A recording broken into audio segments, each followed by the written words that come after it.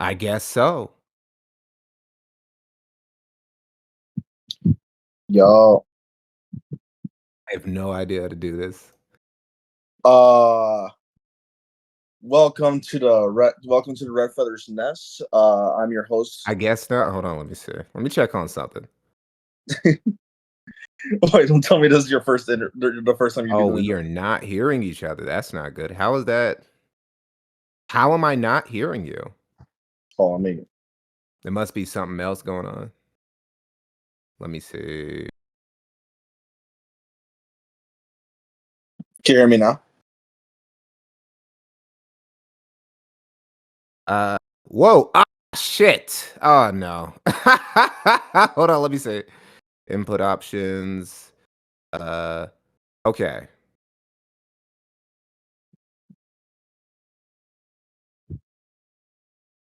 Sups. That should be able to. I hope that's not on. No, it's not. Okay. Speaker, microphone. Okay. Wait. Uh, Okay. Hold on. Can you hear me now? I can hear you. Can you hear me? Oh, yeah, I can hear you. All right, let's go. Welcome to the Red Feathers. Yeah, I'm just gonna keep all that in. We don't. I'm just gonna keep all that in. It's to give the audience like uh the most real. You know what I'm saying. Keep it That's raw. yeah, exactly. So yeah, welcome to the Red Feathers Nest. I'm your host, Red Feather, or Tom Alpheus, or Jonas, just a bunch of names, Wow. and and yeah, just welcome to the show, Mikey. No more. How you be doing? I've been doing straight. Also, just quick apologies. I wasn't really really clear about the time. So like I saw you join in the morning. I was like, oh, I was getting ready for a morning stream. I went to bed early and everything. yeah, that's completely my fault. I wasn't Oh, that's really cool, bro. really clear about the time. But yeah, so yeah, you are. I think you're my 17th guest now. Ooh, all right, we're almost reaching the 20s. I didn't know this is Uh, such an old show. Are you on uh, YouTube or someplace like that? yeah, this is going on YouTube. That's why Craig here is recording on the corner. Ah, cool. Um, and the yeah, like you can see in my Discord, there's like a bunch of people. One of them is your arch nemesis, Oh, really? Who would that be? Vito. Oh.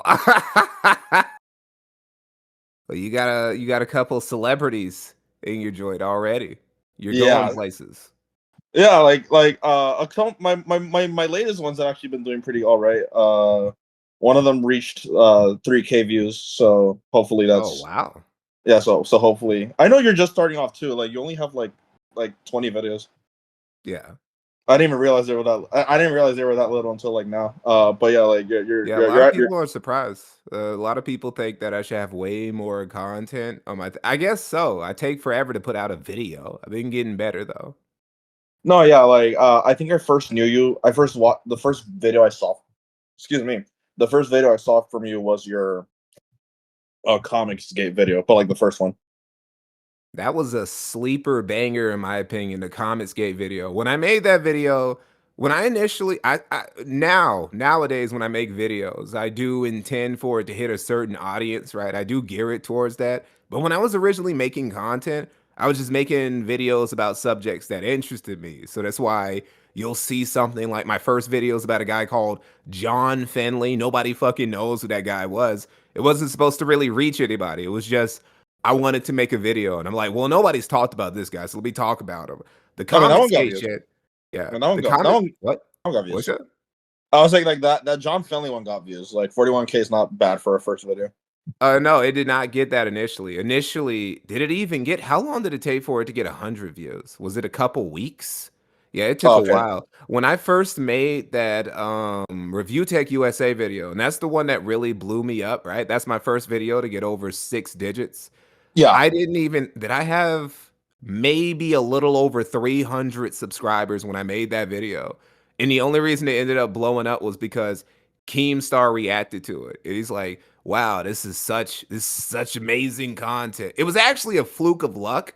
What the reason Keemstar even reacted to it because He knew that some drama was going on involving Review Tech USA at the time, and he Was wanted to react to it at the time, but he couldn't react to June's doc because Keemstar has some weird beef with June or something. I don't know. So he was looking for something else to react to, and he saw, oh, hey, there's Mighty No a More. documentary that dropped at literally the exact same time. My documentary dropped like maybe an hour or two before June's.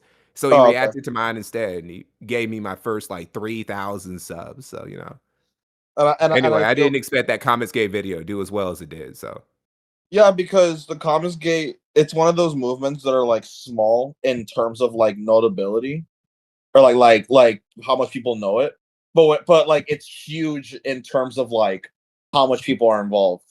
You know what I'm saying? yeah. Like no, yeah, literally everyone was mentioned there. There was even names that even I didn't know. But yeah, you even mentioned the Luna brothers. Like, damn, you really went Yeah, all out. it goes very, very deep, as I'm sure you know.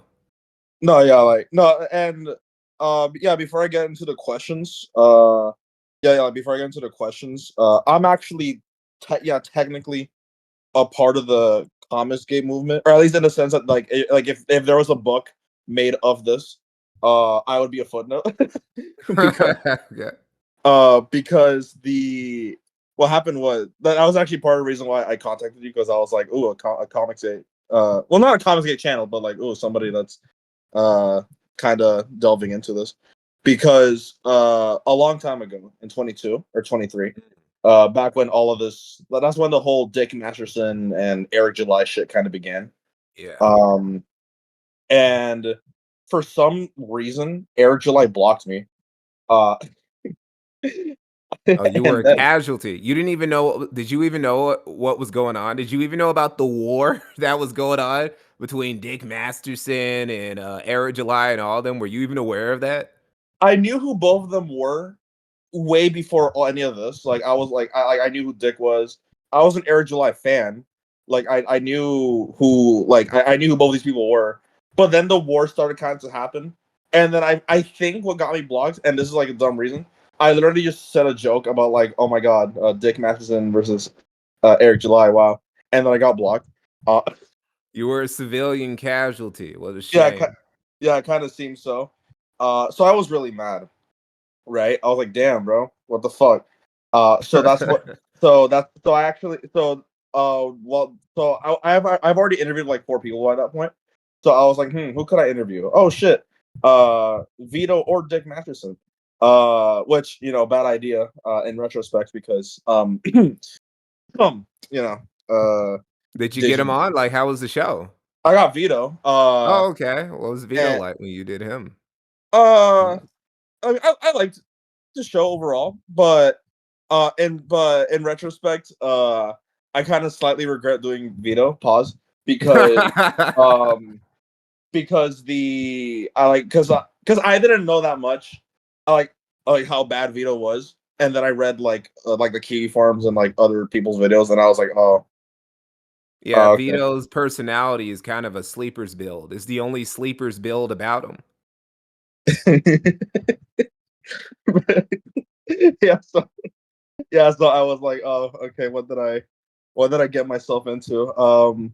And then I just and then it got progressively worse. Like Dick Masterson just eroded even harder.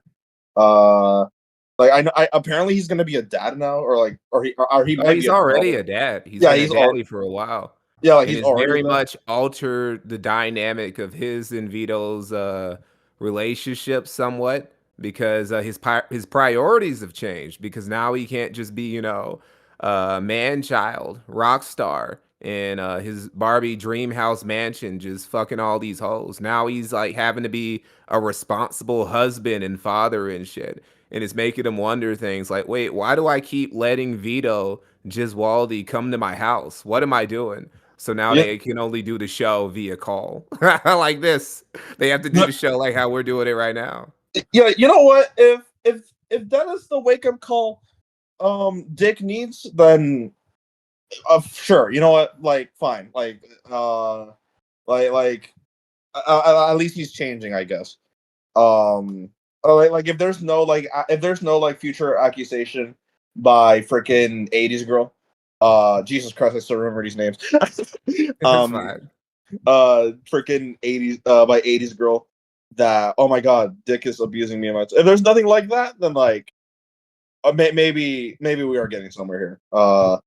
But yeah, like Dick has like eroded more. To this day, I think I still have Dick as a friend in Discord, which is interesting. Um, and I also have Young Clippa as a friend because I remember he like followed me after the Vito interview, and then he got arrested. Uh, Yeah. so so yeah, I was so yeah. That's my side of the story. So so basically, I got mad at Eric July, and now I kind of regret being mad at Eric July because I slightly got involved with a bit worse people.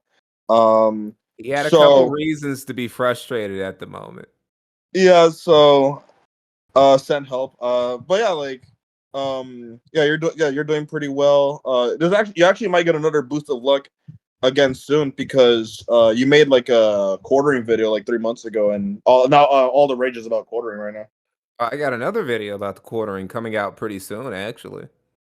I've Oh, had to do a follow-up. He's not the first guy I've done a follow-up about. I thought there was gonna be a little bit more distance between it, but he can't control himself.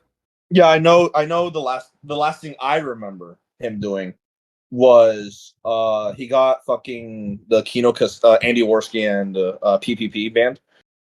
Yeah, he Um, keeps trying to deny it. He keeps saying that, there's no well, the thing is he doesn't really talk about it that much because he knows he'll give himself away, but it's like neither of their channels had any strikes on them. Andy Worski had recently been reinstated on YouTube, right? He literally he hadn't made any content on the channel since he got it back. And then within 24 hours, both channels go down. They don't even own Kino Casino clips. That's somebody else's channel. That was their editor's channel. They weren't oh even yeah, connect. They weren't even making money off of that. That was the editor making money. It's why he had to open up a Patreon and started re-uploading the clips on oh yeah, that Rumble might or be whatever. okay. So that means there's this high chance that Illicit Clips might be next. No, I don't think he would go after a lip. Well, he might. I don't know. We'll see. I doubt he can do it. I doubt he can double tap like that, right? He can't just like Yeah, fly back and just like drop bombs on all these other channels and get them taken down too. That'd be too much. His YouTube connections that he was bragging about can only do so much for him, especially when you got all these other big YouTubers with platforms as big or even bigger than his own are also contacting their YouTube representatives behind the scenes and trying to, rep for the yeah, Kino Ethan. boys and all that. Yeah, even Ethan Klein of all people is actually like acknowledging the fact that Andy Worski got banned, which is a sentence I would have never thought Yeah, was that's a possible. very Like, you gotta everybody needs to have, the Jew in their corner. yeah, Everybody has yeah, to have one. yeah, like, no, but yeah. Apart from that, I'm very proud of Worski. Like, he definitely is the most reformed Oh, sector. definitely. I'm Yeah, the making a more. skeptic documentary in the not too distant future. And when I get to it, it's going to be very rough, right? Like, it's going to be, they like to react to my videos and my documentaries. I don't know if Worski's going to want to react to this one because I'm not going to try to be too mean spirited to all these skeptics when I get to them. But Skeptic it's as in going to get like, very grimy. His past was a very grimy one. There's a reason. I think he said one time because when they first started the Kino Casino, they were all about PPP had this idea where, well, what if we just react to some of our worst moments from the past? And Worski just could not react to the aim stream. Like he just oh wanted, yeah, yeah, it would have just made him die inside. He just hated that. he was burning his nipple. He used to be friends with Ian Miles Chong. Like, oh, that was disgusting. That's probably the most embarrassing thing that he used to be cool with Ian Miles Chong, even for a little bit. Yeah, like that's fucking gross. And no, but yeah, he's that like I think he's been sober for like 3 years now, right? Yeah, I think about that. Yes, yeah. So he's really so he's Probably definitely longer because the sober arc started very shortly after the show because his old habits started to fuck up the production of the show and it almost oh broke up the romance between him and PPP. The show almost ended. He almost like got another co-host instead. But oh he reformed. He found a new way and here they are. well, you know what they say, every marriage has their Rare tester. But yeah, so okay, so yeah, now I understand what you're saying when you say skeptic. Because for a second I thought you meant like armored skeptic. I was like, that's a random guy to make Oh, a. no, he is one of them. Definitely. He is one Oh, of okay. them. Armored Skeptic, Sargon of Akkad, Shoe on Head, Andy Mm. Worski, Croughton T, all those guys. Jeff Holiday, Matt Mundane, excuse me, Mundane Matt. Well, he's Matt Jarbo now, but you get what I'm saying. Those Hold on, guys. let me see if I can name a couple. Let me see if I still got my skills. Godwinson, that was a good one. Uh, Was he a skeptic? I mean, I guess he was like somewhat. I remember Godwinson saying that the liberalists and all that were trying to like kiss up to him because he was like a rising star at the moment, and they were trying to recruit people for their mm. war against the sector and the blood sports community that was going on. So I don't know, maybe. I guess he was like sector adjacent. I mean, he was skeptic adjacent. He did a show with Josh Moon back in the day and PvP. Yeah. And Um, Coach Red Pill. oh, he's dead, bro. Oh, I wonder how you're gonna cover him. Oh, he's actually just Oh, dead, how I'm bro. gonna cover him? Well, I'm gonna make fun of him. Of course, I don't give a fuck. He's dead. That's I his know, but problem. I know, but it's gonna be interesting how you cover that storyline because like this is one of the rare times where a sector person just is just flat out dead. Yeah. Well, it's not just an example of somebody from the sector being dead. It's an example of somebody from the sector being involved in serious geopolitics. It was like a major news event when he died in Ukraine. People thought it Yeah, was going to be an international incident between the United States and Ukraine. An American died there, and allegedly he was a spy for the Russians. It was some crazy shit.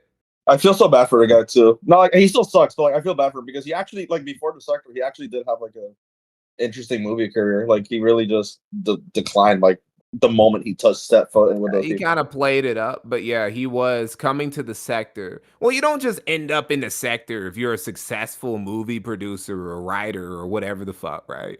Coach was Fair enough. always there was a documentary that Kraut and T made about, Coach Red Pill because Kraut hated Coach because Mm. Coach tried to destroy his life and get him falsely accused of rape and shit like that, so there's, like, this serious blood feud, and he made this really good documentary about Coach before he died, and it basically exposed Gonzalo for being a giant grifter. Not that we needed any more clarification, but he just Oh, exposed that. So yeah, it's he like was what Ian. always kind of a grifting piece of shit. But yeah, coming to the sector was definitely like his worst choice ever.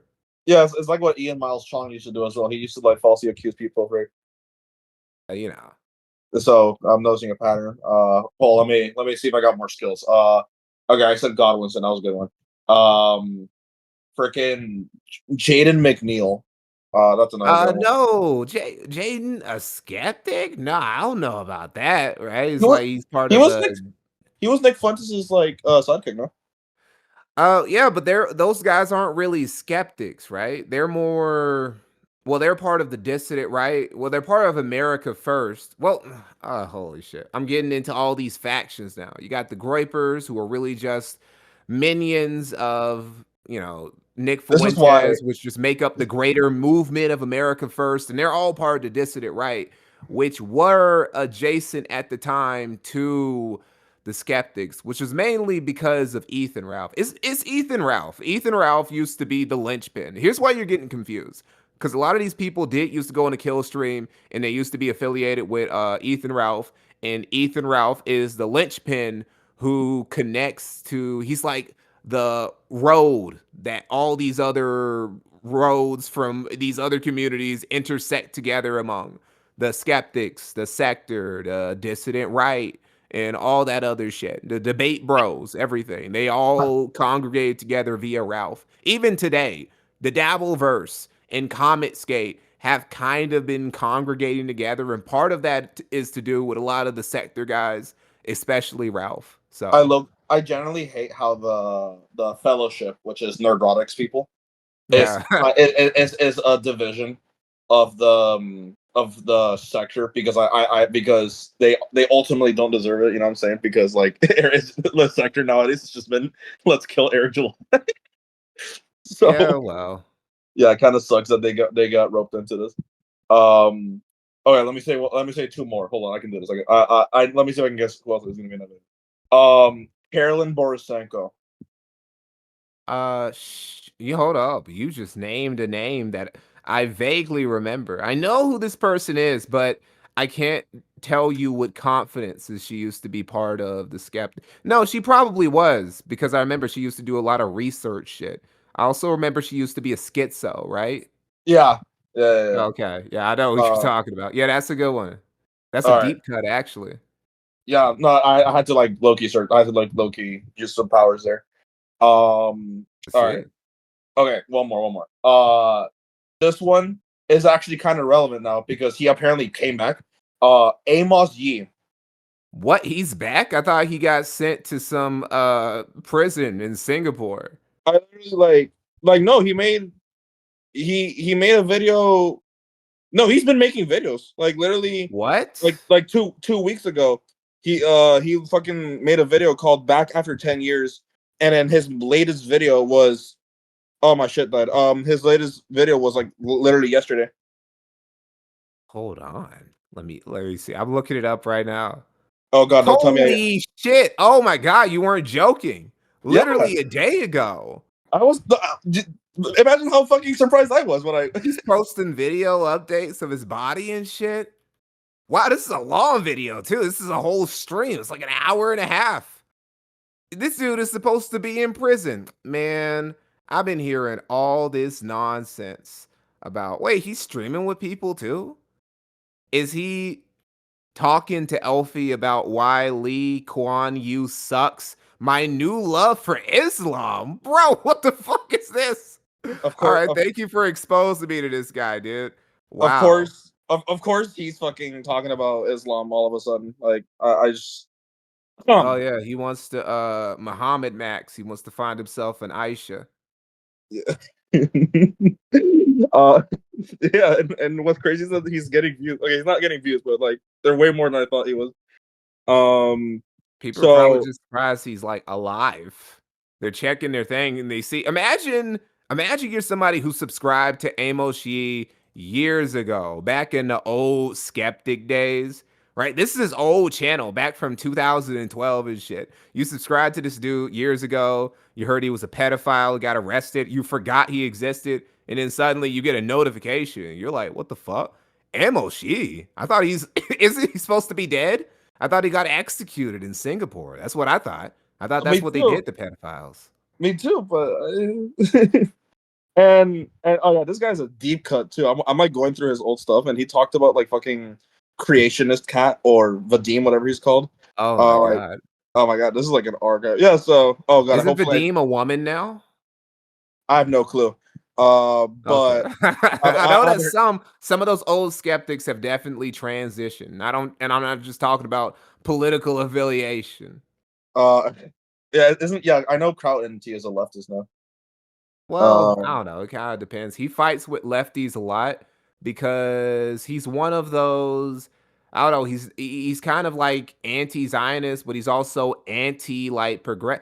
Right, like the skeptic part of him that makes him innately hate the bedroom feminists that never left, but he's still a left. So what he does, he ends up infighting with other crazy leftists, like the Hassan lefties. The Hassan right. lefties, he ends up fighting those guys a lot, or at least from what I can see on Twitter. He especially hates Bad Empanada, that crazy motherfucker who's hiding out in Argentina and shit. And he was I mean, talking all that craziness about H3's kids and whatnot. Like, I Kraut hates that guy. literally everyone hates Bad and Panada except for Hassan, weirdly enough. Yeah, this tells you a lot, right? Yeah, so Hassan. But yeah, hopefully I didn't like delay your video by just exposing AMIE right there. Oh no, it's fine.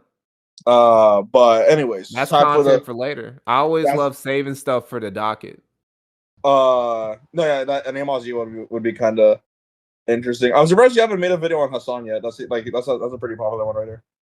Well, it's because it's popular. I don't feel the need to keep covering topics that everybody else has already covered, which is why I'm trying to get out this quartering video because June the King is dropping a doc about quartering in May. It was supposed to come out this month, but then Jeremy, he likes to show his ass, which he's been doing. He's always does that, but he's been just showing that crack all the way, just plumber maxing. So June had to delay the video while he gathers some other stuff so he can add on to the end of it. So before all that happens, he's starting to become a mainstream lolcow quartering. Everybody's talking about him now. I see normie drama content coverers. Seeing those guys start to cover quartering. So I'm trying to get ahead of this at least as much as I can to get this video out. So then I can stop talking about him, at least for like the little bit, right? Yeah, Because I even got other yeah, stuff I'm trying to cover this year. yeah, even his like old friends like Yellow Flash are like talking about him in a negative way. So yeah, it's falling apart right now. Yeah. You know how I kind of feel bad for right now? Who? Dankula, because Dankula and Quartering are like this is actually happening again because I remember when Dankula said, because remember the whole like a Boogie versus Frank Hassel thing. Oh, I remember. Who couldn't? Yeah, who couldn't? So Dankula said in the Some Ordinary podcast of all things that that he was like friends with both Boogie and Frank Hassel at the time. So Dankula was just kind of like, well, this is my life now, I guess. And now this shit is happening. And now like this shit's happening again, where like his friend is just fucking spurging out. So Dankula's just like, well, It's this is actually my way worse because even though Boogie did not react in the right way, which is just pointing a gun at Frank Castle and then shooting it into the air into like a school zone and shit, which you're not supposed to do. If you're gonna brandish a firearm, somebody they need to be threatening your life, and you have to be ready to actually take their life. You can't yeah, just fire a warning shot because bullets do come down. There's this yeah, thing it's called physics, and you could gravity, yeah, accidentally take somebody out, or you could just hit somebody by accident when you shoot. So yeah, you're not exactly. allowed to do that. That was still a better situation than this because at least you could argue that Boogie was acting in self defense. This is not self defense what Jeremy is doing. This is him just Being a retard, spurging. yeah, This is him. yeah, He's been exposed. He's friends with this Jewish swinger guy who's a bull in all these relationships, and he's a literal felon, domestic abuse. He violently entered somebody's home. These are actual crimes he's committed. We know this guy. He's literally said his name multiple times on the stream. He's in his Discord. He's a mod for him. He said he's invited him to his house. He oh, said, the bull. "Hey, Adam." Yes, he said to Adam Seller, "Hey, Adam, when are you going to come over to my house with your wife with your big tits so I can show her my German Shepherd?" Which is totally wasn't an innuendo for anything. If you think it was, you're just coming up with something according to the quartering. All this shit that people are just talking about. People are just Mhm. pointing out the things that he is saying, and then he gets mad about it. He can't handle it. Or maybe the bull is just like he's pressuring him, saying, "Jeremy, these guys are talking about me. I'm not gonna, dick your wife down if you don't sweep it up." So he started calling YouTube reps, getting drunk, which is the source of a lot of his problems for the last 15 years. He's too. Everybody knows it's bad to drink and drive. It's also bad to drink and tweet. Those are also a very bad combination. So, he's drinking, he's snitching to YouTube reps, and now he's taking down channels. So this isn't a self-defense. This is he fired the first shot over the bow because it's an actual shot. Because anybody can talk shit. He talks shit.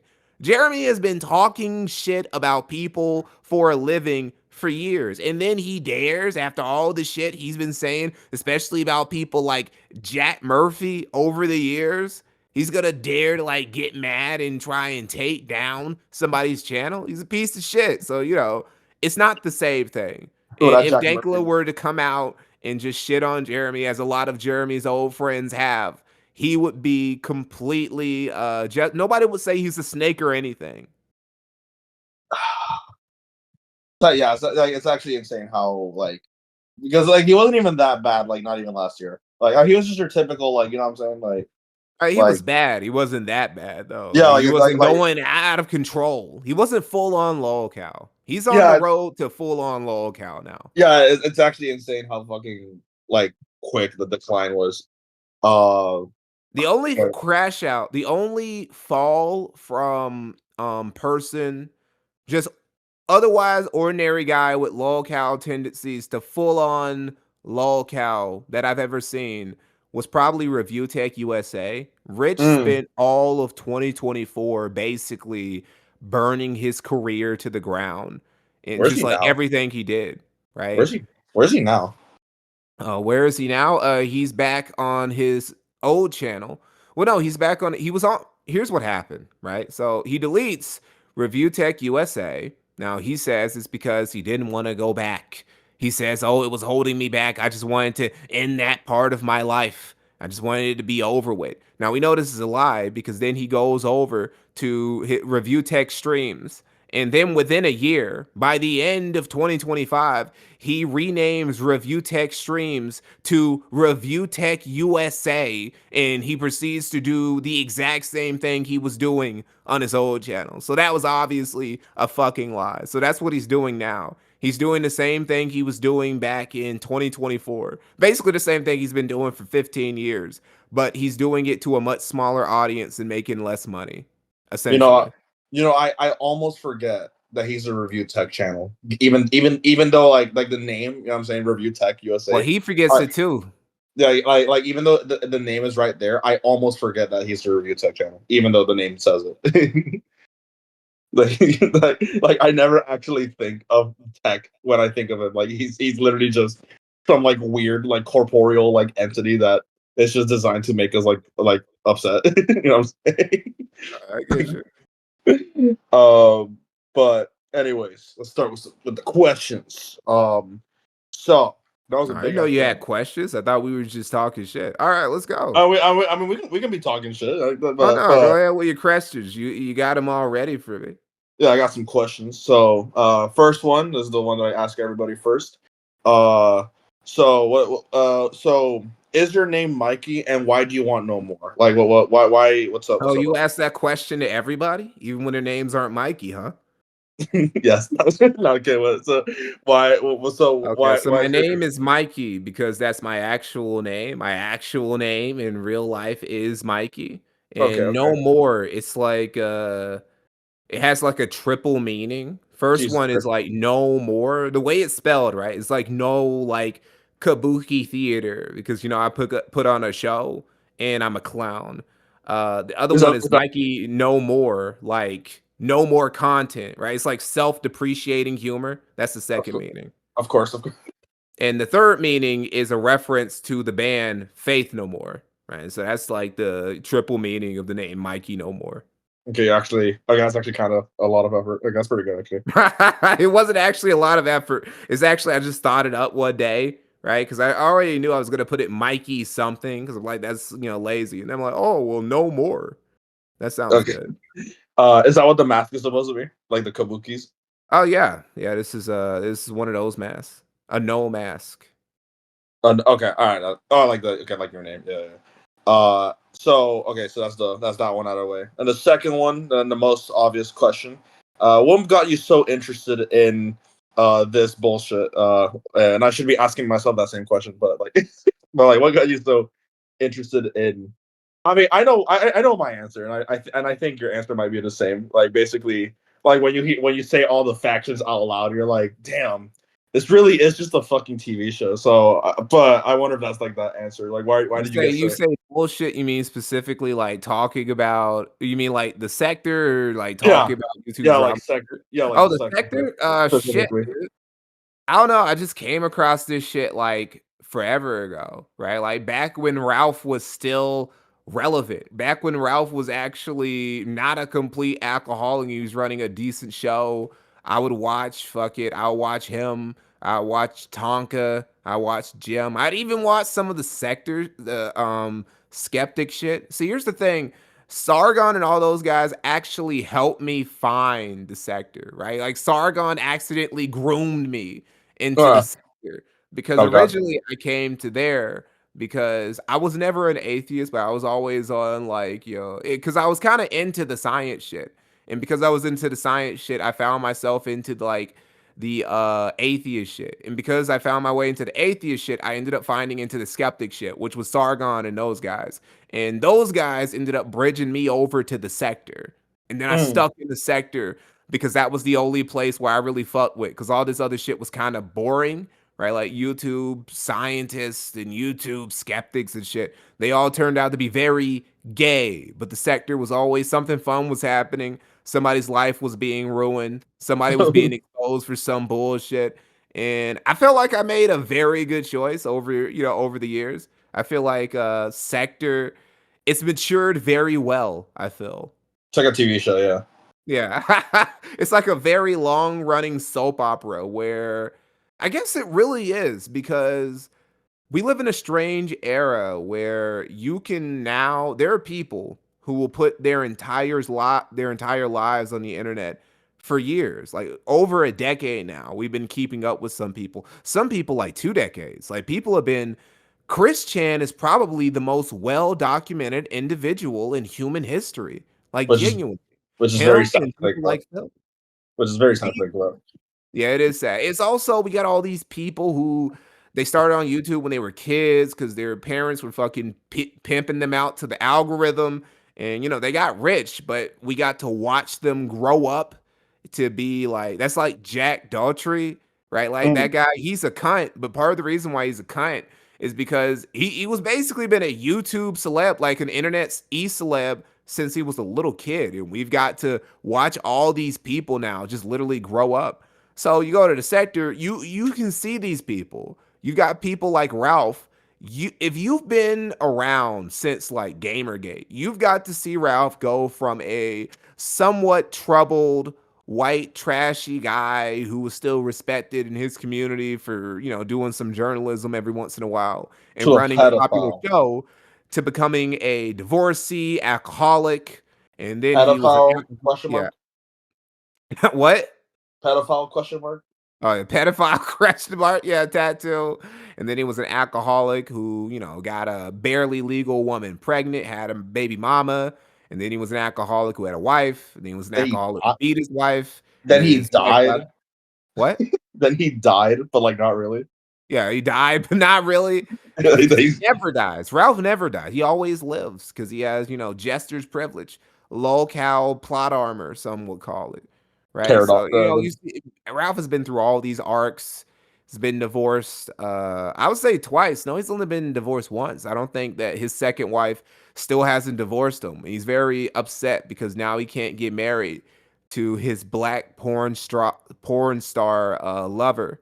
He wanted to get married to her. He can't because he'd be a bigamist because his second wife refuses to divorce him. I think she's doing it out of spite. She's just Mm. not divorcing him now just because she can. Oh, okay, that's kind of weird. Also, totally, I'm not being racist at all. Like, but I'm extremely surprised he went after a black woman, knowing Ethan Ralph. Well, look, man. Wait, what do you mean a black woman? Is that what you said? Black porn, like black porn No, star? she's black. No, not a black woman. She's white, but she was a former porn star and she did blacked porn. Oh, Literally for blacked.com. oh, okay. I just heard black. Okay, I was like, okay, I No, was like, she damn. I is didn't. no, she's not Ebony. She took the BBC. That's Oh, the difference. okay. And Ralph wants some of that. He wants her to eat his ass like he had the other. Oh yeah, there was this other e-girl. This other e-girl who ended up getting with Mersh. Do you know who Mersh is, right? Yeah, Merch is the co-host for oh, I want to die. What's his fucking name? Freaking Royce Lopez, right? I Wanna Die actually sounds like a good name for a show, doesn't it? Yeah, but yeah, he does the show with Royce and Mersh. I don't know if he's actually still dating her or if she already left him. But Ice Dancer is like the girl he who got with him after she left Ralph, and Ralph fucked her and also got her to eat his ass. Disgusting. So yeah, Merce was like kissing a girl whose lips were all over, Ethan Ralph's anus and shit. So this is what he does with what he gets with the trashiest hoes. And I don't know, it's his lifestyle. He loves it. He doesn't I want to remember. live any other type of way. I remember there was an arc where um a woman who I'm forgetting her name. I think her name is like Patsy or something. And Pantsu. she was dating Digibro. She was. Um, and Digibro, and I think Digibro and Patsu lived with Ethan Ralph, and then The Ethan Ralph was fucking her. Uh, yeah, that's kinda it's more like they were staying together. They weren't like living together. Digibro was living with a lot of people in like this almost crack shack sort of situation. Yeah, And what was happening was while Pantsu was dating Digibro, Ethan Ralph did end up hooking up with Pantsu while he was still dating another girl. His baby mama I mentioned earlier, Faith. He was still with Faith, and then he cheated on her with Pantsu, who was also cheating on Digibro with Ralph, right? And then he Yeah. tried to, after he stole Digibro's bitch, then he tried to, well, first off, after he stole her, he got into a giant fight with all of Digibro's other housemates, except for Digibro.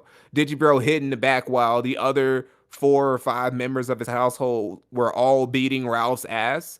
And then afterwards, Ralph went back to his crack shack. He left their crack shack, went back to his crack shack, and then he had like a thruple sort of situation type deal with Pantsu and Faith for a while. And then he dropped the this was when he dropped the sex tape of him with Faith, and then Faith left him after she got pregnant, of course, and then she had his baby, and so then all that shit. Just the worst white trash situation you ever heard. It's yeah, it's so disgusting. And then years later, um, I think it's still on the topic of. I don't know if Ethan Ralph was still relevant by that point, but then another girl lived with Digibro and young Clippa or Riley, as he's more commonly called. Uh, this girl, You're thinking Mint of mint Salad, salad, right? yeah, Mint Salad started to live with Digibro because Mint Salad, and I think Mint Salad and Riley are still dating. Which ew. No, they are. They broke up. See, here's what it Oh, was. thank God. Mint Salad was already with Riley, and they were already living with Digibro before that point. Because after Ralph stole Pantsu from Digibro, it's crazy. I fucking remember all this lore. But after after Ralph, he stole Pantsu from Digibro, he came back, he got into a fight with everybody in the house. Mint Salad was one of the people who would beat Ralph's ass, and I think she got in more hits than basically anybody else. She's very strong.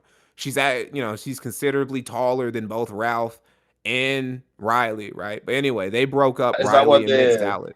is that what they What? call the retard strength? Yeah, autism straight. In her case, it's a case of, well, she went on the stream once to explain the situation after she broke up with Riley, and she said some shit like her dad was literally a Vietnam vet, and I'm like, God damn, because Mint Salad is in her mid 20s. So yeah, Yes. it's like that's genuine autism, right? You can't she can't have your kids too late because they come Okay, out yeah. with that. Exactly, okay. That makes sense. Uh yeah, so it's just a lot of white trash. And then that's also during the time when Digibro was like talking to Dick Masterson about like the lolicon shit.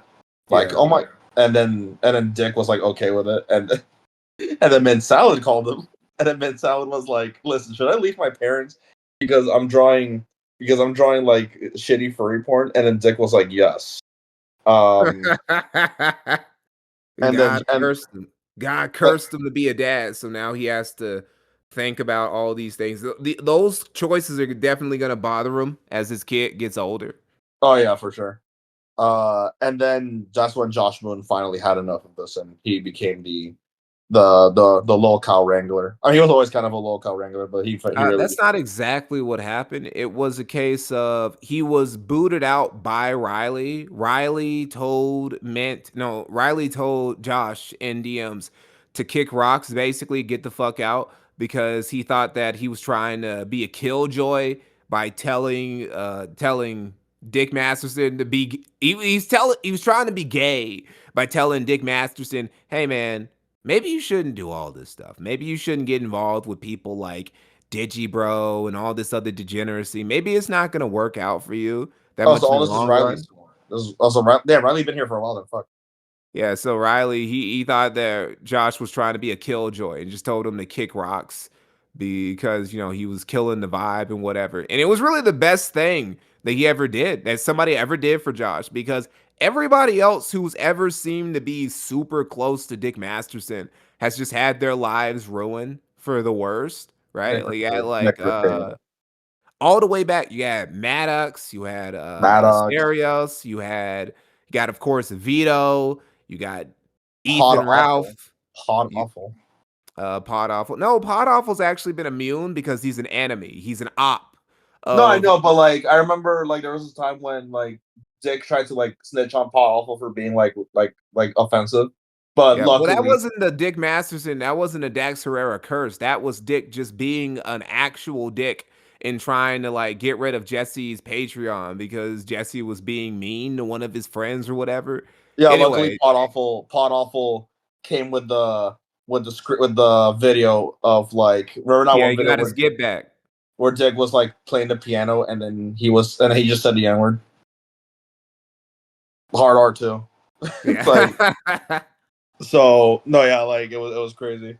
Okay I got I mean he could be doing better I'd say but like I guess he's immune yeah Jesse Pod Awful. Well, no, he But said he's doing great because he's a one, he owns a home, he's married, and he has kids. So it's like literally the American dream. What Jesse has, Jesse for Pod Awful, is living the American dreams. How many other these other guys are doing that? How many of these other guys own their home and they're happily married and they have kids? That's a pretty big rarity, especially for people in like Jesse's age range. okay yeah oh, you're right. I actually didn't know he had kids. That's interesting. Because he Uh, says so on the show from time to time.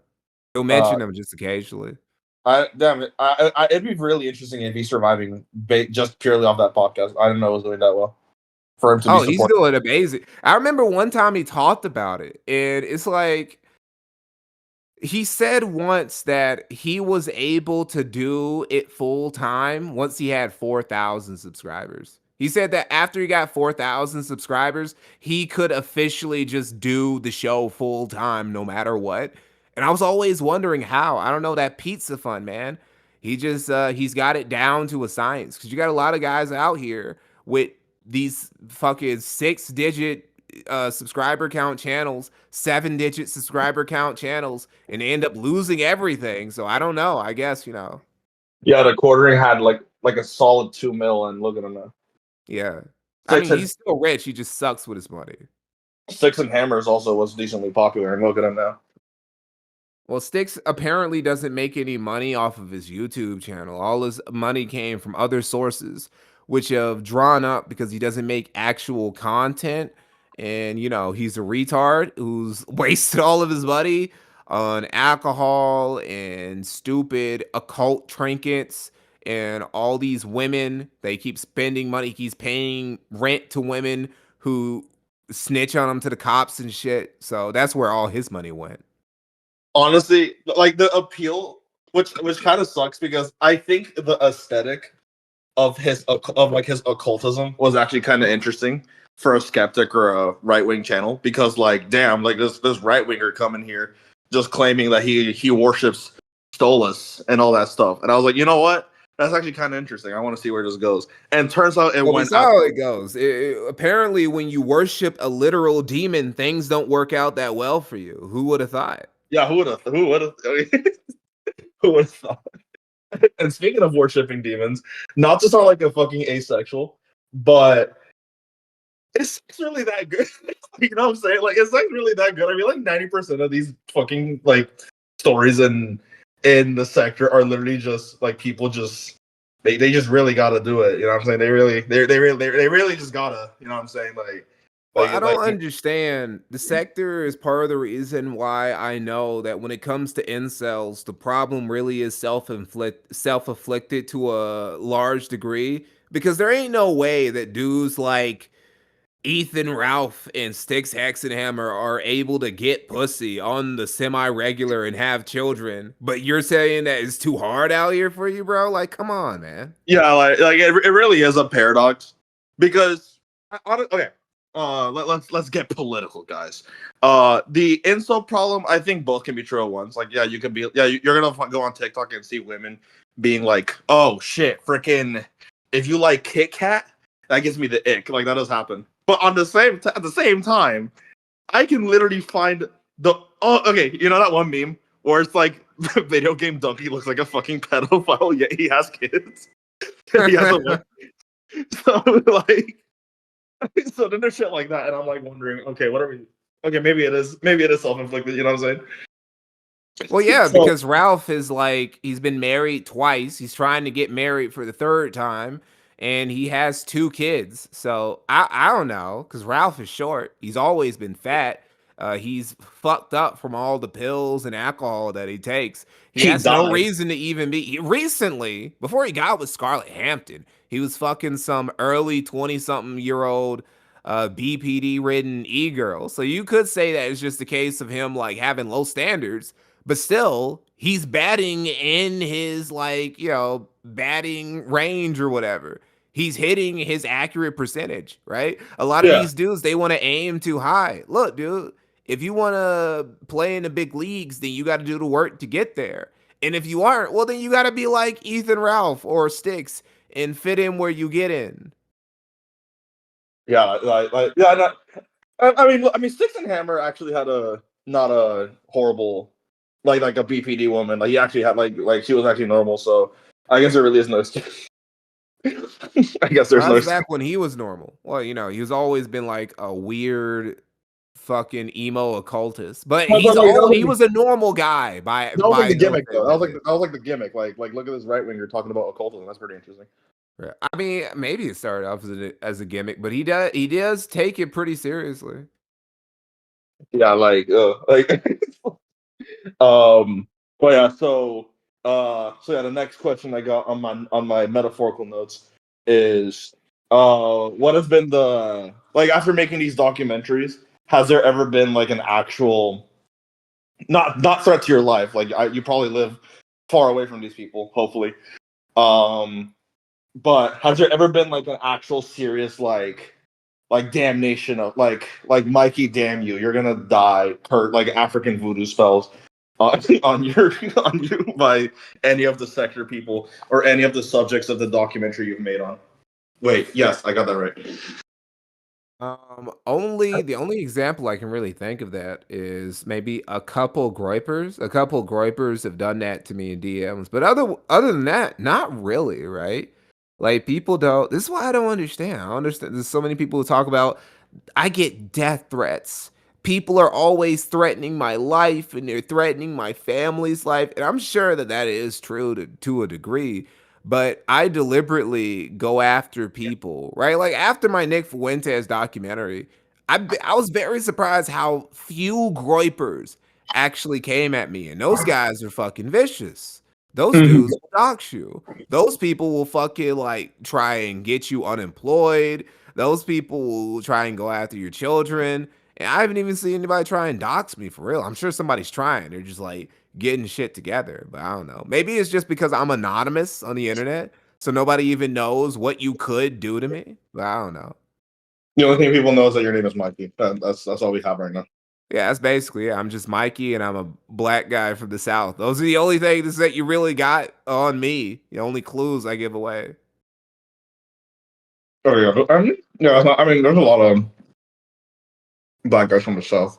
And yeah, you're fine. You're fine. Yeah, there's quite a bit of us. You be. I low-key thought Vickers was gonna like kill you, not go away. Like he seemed like the kind of guy. Oh no, Vickers pretends like he doesn't know who I am. He But he pretends knows like he who. never even watched my video before. But he knows, yeah. Like I he remember one obviously. time I went to watch a stream of his. It was his first stream. I think it was his only stream that he made after I posted that video. The first stream he had made in over a year, and he Mhm. had did it specifically so he could dump on his ex-wife who was accusing him of rape, and also on Ethan Ralph, who he was taking to court again. And within 24 hours, first off, during that stream, somebody asked him about, hey, what did you think about Mikey's documentary? He's like, Mikey? Who is that? Who is Mikey? Right? So he doesn't know who I am, or he just pretends not to know. Anyway, within 24 hours that stream ended, the judge fucking struck down what he was trying to do with his wife in the case presumed. And also just recently he lost in court again against Ethan Ralph. So, just Vickers doing Vickers things. Also, just to make it clear, YouTube, this is a joke. This is parody. This is satire. What about to say is satire. So don't kill me, please. But if you lose against Ethan Ralph in a court case, or your whole career has been dedicated to you losing against Ethan Ralph, you should probably kill yourself. Oh, 100%. Just, find the nearest bridge and just, Olympic dive your way right off of it, even if there's no water at the bottom. No, because There's like no point how? you even sticking around anymore. Yeah, because like how? Like literally, like Ethan Ralph is such an easy target. Like you know what I'm saying? Like how the fuck are you losing? Well, it's because he keeps trying to destroy an easy target. You leave the easy target alone. You don't go to war with it. Like, there's nothing to be gained from engaging with Ethan Ralph directly. No, you just wait for him to do something self-destructive. He will eventually. He's been doing it consecutively for years. Yeah, this actually applies to Eric July of all people. And look, I'm on the Eric July side, by definition. But he also is an easy target to an extent because I've actually read some of the Iceland comics, and let me tell you, they're not that good. I've heard. So yeah, I they're haven't not. read them a lot. I haven't actually have gone out of my way to not read. No, that's not true. I have read. What was the one? It's been so long, I fucking forgot. That's There really is good. is That's the one. Jawbreakers. I read Jawbreakers one, right? The first Mhm. Jawbreakers, Lost Souls. That's the only one that I've read. I haven't read any more Comics Gate or Comics Gate adjacent books because one, I'm genuinely not interested in any of this shit. Almost none of it. But two, Never gonna it's get also finished, so because don't oh even worry no, about it. Common America. I guess I don't count Common America, right? But I've also read Common America, which I like. But aside from that, I don't really read any of these books because one, I'm genuinely not interested in a lot of this shit. And They're two, never at gonna least not in finish. their book specifically. I do like comics, but I'm not interested in a lot of their comics. Two, They're never I gonna finish. feel like getting involved, like actually reading the comic books would like ruin it for me. Like it would compromise me. Because let's say, what if I did read Isom and then I read Cyberfrog and I'm like, oh my God, Cyberfrog it makes my dick hard how good it is, but Isom is dog shit. Would that compromise my view on what I say about Ethan Van Sciver in Eric July? Not really. It probably wouldn't. But still, I would rather just keep the distance. I lose or gain nothing I gain nothing by reading any of these comics, but I might actually lose something. I might lose a little bit of nuance if I were to read them, so I keep my distance from 'em. I don't think it's compromised me because I read ISOM and Eric blocked me, and I'm still on his side. Is that like a form of abuse? Probably, but to be fair, Ethan Van Sciver also blocked me. So Has Ethan Van Sciver blocked me? I don't think he has. I'm always surprised that these people don't block. I guess it's because I don't like at them or I don't go out and harass them and they're kind of like interested. They probably do go to my shit to see what I'm saying. So that might be part of it. But no, Quartering also didn't block me, even though I literally added him very shortly after he flagged some shit down. oh, do you think he's gonna like take you down? Oh no. Well, he might after I put out the video if it gets popular enough, which it might. It's never been a better time. Holy shit. Once that June video drops, bro, I'm gonna get such a another reason why my Review Tech USA video ended up doing so well is because literally June and I dropped our docs on Review Tech USA at literally the same time. Mine came out a couple hours before his. And it was a case where June's video, people would like watch the video on Rich from June, and then they would see mine and the recommended, and then they would click, oh, there's another documentary. Let me watch that one. And people would just I got a lot of views just from June making this video, right? So I feel like that's gonna happen again. I feel like both of my because I'm gonna put out another video before June puts out his big doc about quartering. I feel like both of my videos are gonna like get a surplus. They're gonna get part of a little bit of a stimulus boost from June once he puts this shit out. So it's gonna At be really good. that point, just make a podcast with June, the King, and then just call it "I Want to Die." um. So okay, so yeah, I guess be wary of that though. Like the quartering might like get angry, and then just like try to kill you or something, or like eat you, or both. Oh, Um. But I have nothing, but I would gain quite a bit if he actually flagged down a video. If he would flag down a video of mine, I would become so fucking powerful. Here's the thing, right? Let's say he flags down a video. I can immediately go live the next day and just shit on him for like 3, 4 hours and makes tons of money, dude. Like that's what would happen. he would have nothing. And he's starting to realize that too, I think. He's starting to realize he probably didn't expect he probably didn't expect things to backfire like this after he got rid of Warskis and the Kino Casino clip channels. He probably didn't expect for it to backfire this hard, to have all these other creators, some of them big creators, coming at him and going at his throat and shit, right? And he's got this June dot that's gonna come out in early May too. He didn't expect it to get this bad. So he probably won't, but maybe he will. We'll see. He just seems so sensitive, he seems so sensitive. Well, he So drinks a lot, and that makes him extra sensitive. yeah, so like yeah, he just seems so. But yeah, like back to the comic thing. So yeah, like you want to know why Ethan blocked me? It's so funny. Mm. Because okay, so first things first, I tell this to all my guests. I be like even though I do interviews like a lot. First and foremost, I am a artist, or I claim to be one supposedly. I have a book out, right? Like, and I am writing a comic right now. And I'm doing it with my hot girlfriend. Oh wow. So yeah, stay tuned for that. I was What's it actually called? it's not done yet, but just so you can have the name on your mind, I'm just gonna send it to you. So be wary of this title when it comes out. And well, I was just saying, all right. So at first, I was actually like seriously thinking of using, oh my god, of using Ripasend to promote that shit. But then I was like, should I get involved? should, should I get Go involved? ahead.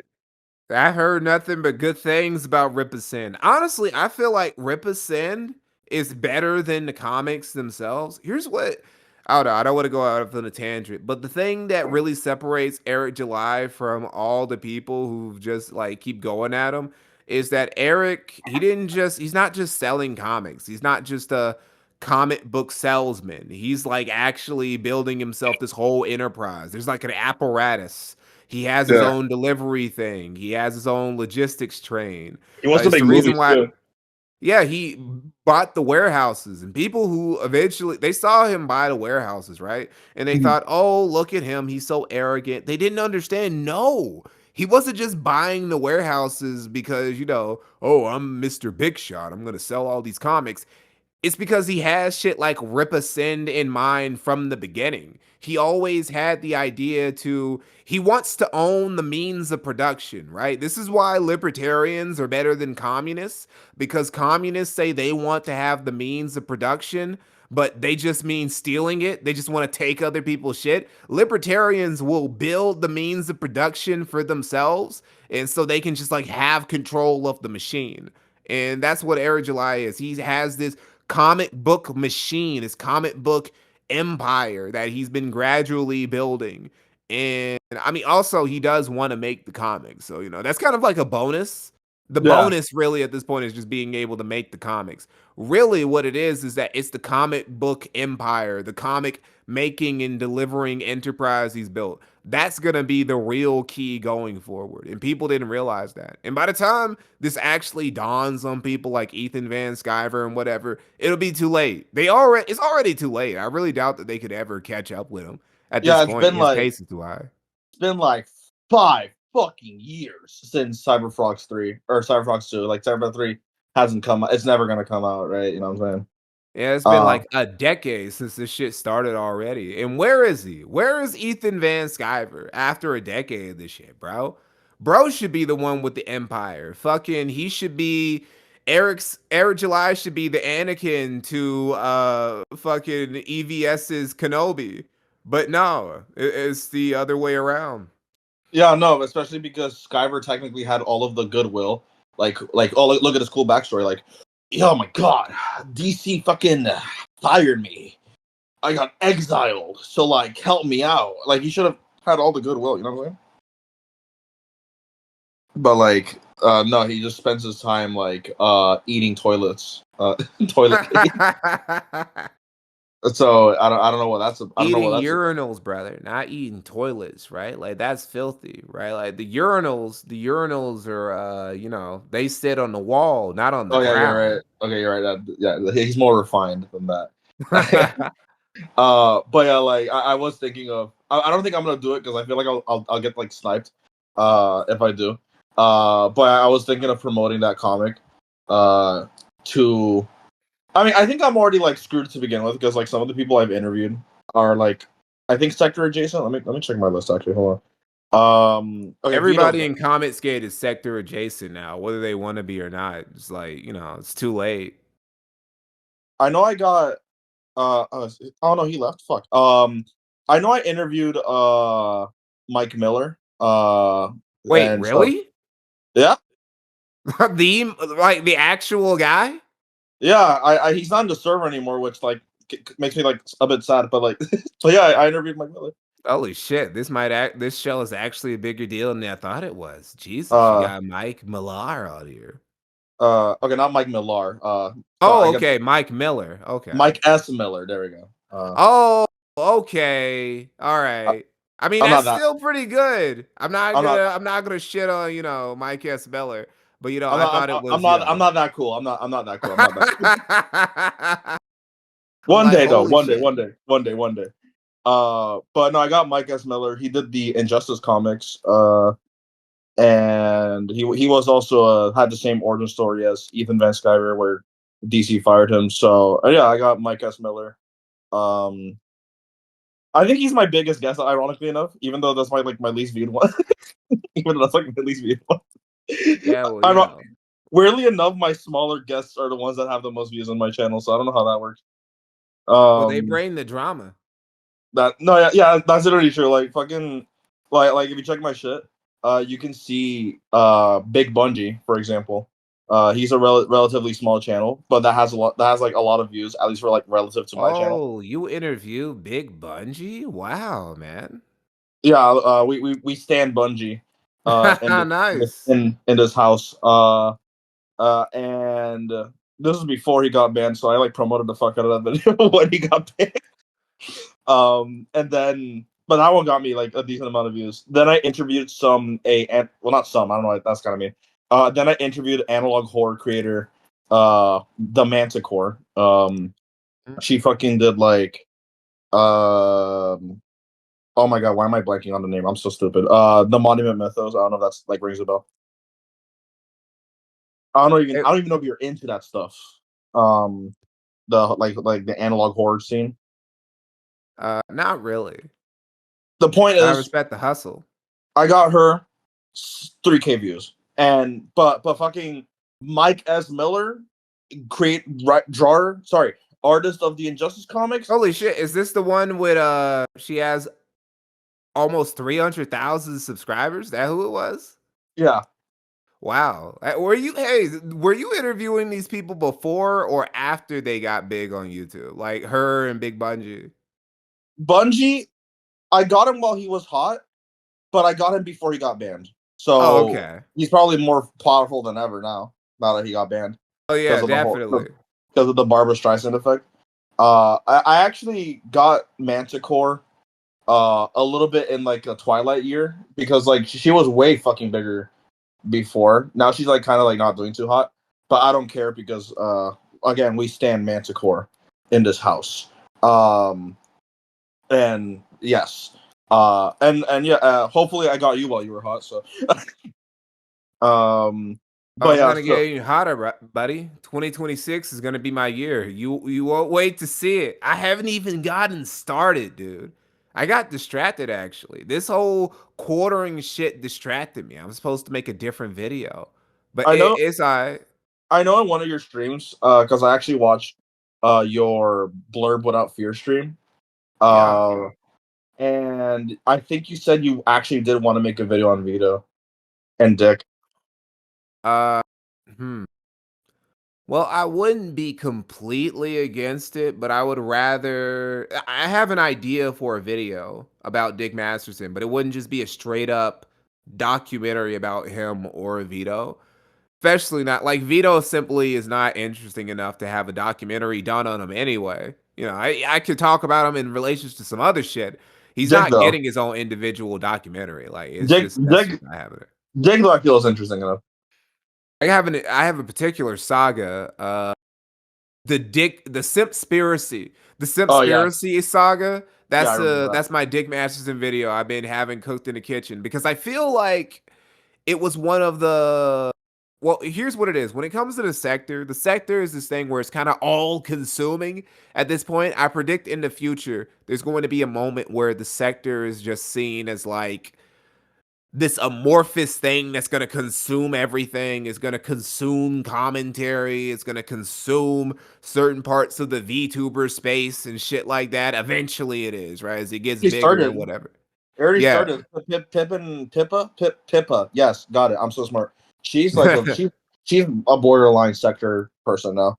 Yeah, so I Um, feel like there are always these sort of merge events, right? That trigger these sorts of mergings of the sector with other communities.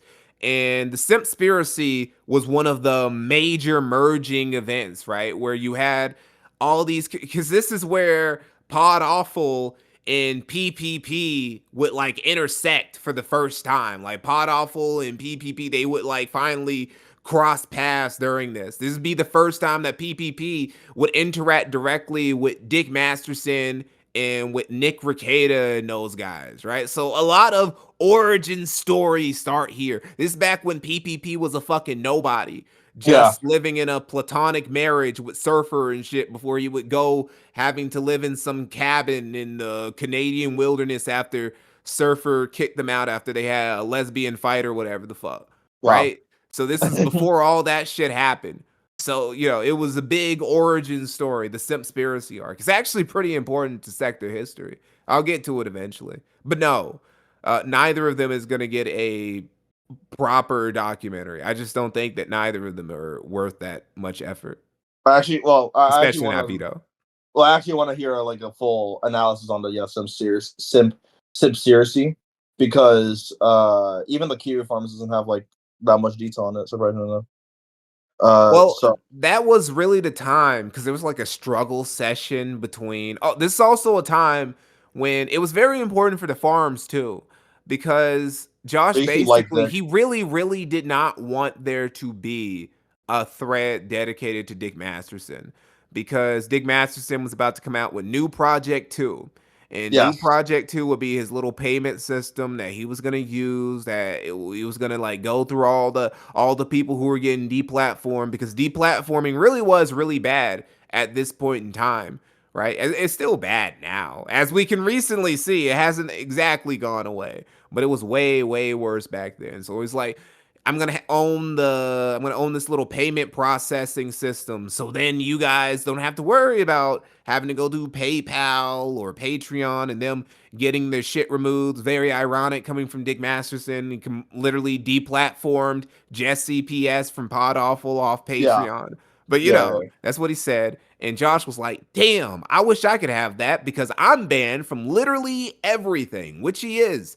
Josh Moon is one of the most canceled individuals in like modern history. He's so many banks and shit he can't use. It's hard for him. You got to send him checks in the mail because it's hard to like even send him money through traditional ways of doing it, or not traditional, but through the normal ways that people usually send money digitally and all this bullshit. So he's like, damn, I really need new Project 2.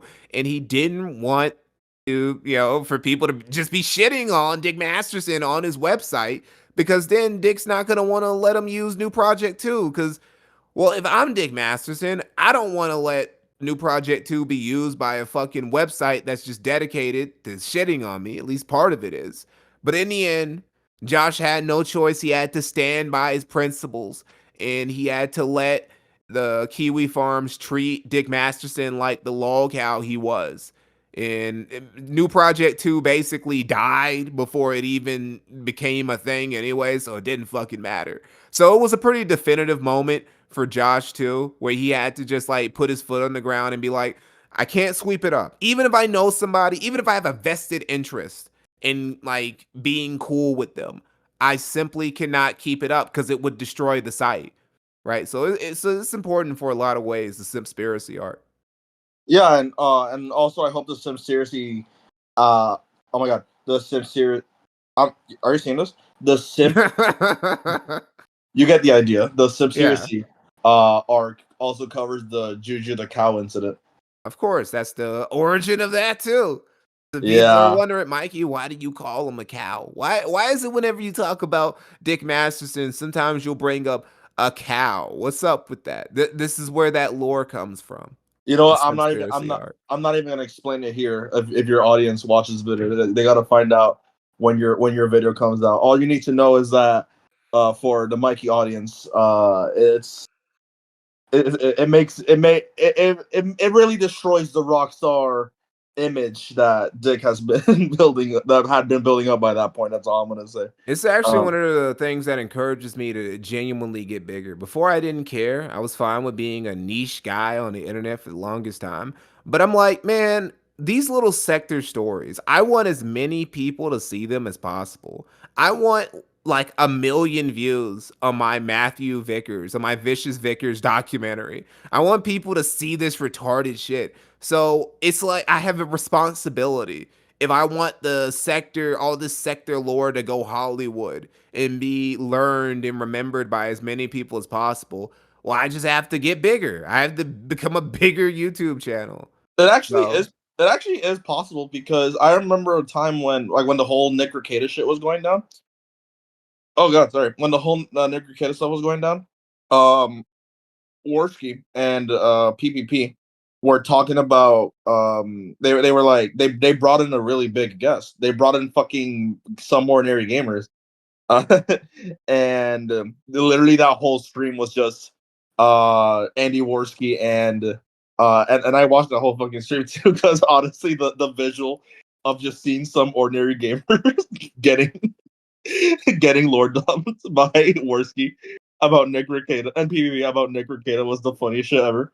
there are Uh, a lot more big normie creators who are into this shit who simply can't admit it because I mean you can't it's toxic, right? You don't want to touch this shit. You don't want to be too affiliated with it cuz it is filthy, right? The sector is a dirty place and I would recommend nobody be affiliated with it.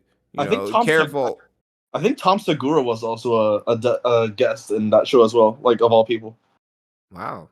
So you're that proves your point. What you just said, like, there's a lot more bigger people that I think even Wendigoon. Oh wait, did you see the other day Wendigoon actually got into a fight with fucking Matt Jarbo? Oh, what? I did not see that. Holy shit. Yeah, because Matt's been blowing up recently. What happened? yeah, it's because Matt Jarbo's a fucking gay idiot, gay retard.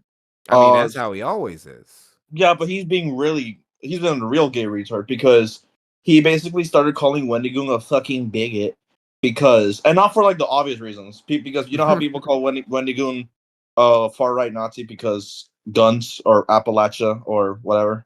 Well, you know, what you mean? Is it because of the Boogaloo Boy shit? Yeah, pretty much. Okay, I mean, look, dude, that's like whatever. Didn't that? Wasn't that literally when he was a literal teenager, and before Yes, any of that shit even got that crazy? That's so weird. literally Say, the oh, he's what? literally the oh yeah I was gonna say literally, like, yeah, he was a teenager, and the worst you can say that Wendigoon has done politically is be friends with right wingers. I know he is like friends with Brandon Herrera. No relation to Dax Herrera for the audience watching this, but He's one of the good Hispanics, I actually unlike Nick thought Fuentes and Dick Masterson, the bad Hispanics. I actually thought for a really really long time, and an embarrassingly long time, that Brandon Herrera and Dax were related. Uh but I was slightly disappointed God forbid. to find out they weren't. But yeah, in retrospect, like, they're not. But yeah, like, Wendigoon is friends with Brandon Buckingham, so that's two Brandons, and Turkey Tom. Oh yeah, that's a little misstep that Josh did the other with the whole Turkey Tom thing, because the Kiwi that was actually the first time I saw the Kiwi farm so tribal, because the Kiwi farms tried to, like, okay, so the girl accused Tom, right? Uh, and she actually did the smart thing, and she went immediately to the Kiwi Farms. The Kiwi Farms were actually doing like their due process, like, oh, this and that, this and that. But then Turkey Tom just made a video basically explaining everything, and there was just no case. Josh Moon surprisingly kind of wanted to ruin Tom a little bit, which is very, very depressing to see because Turkey Tom is arguably the Kiwi Farms' most loyal soldier. Because I love Tom, but a lot of his videos are just glorified like Kiwi Farm threads. You know what I'm saying? He's part of the reason why on the farm, sometimes you'll see the hey, can I say slurs here? I know you put this shit on YouTube. Are you like gonna censor or should I just like say N-word?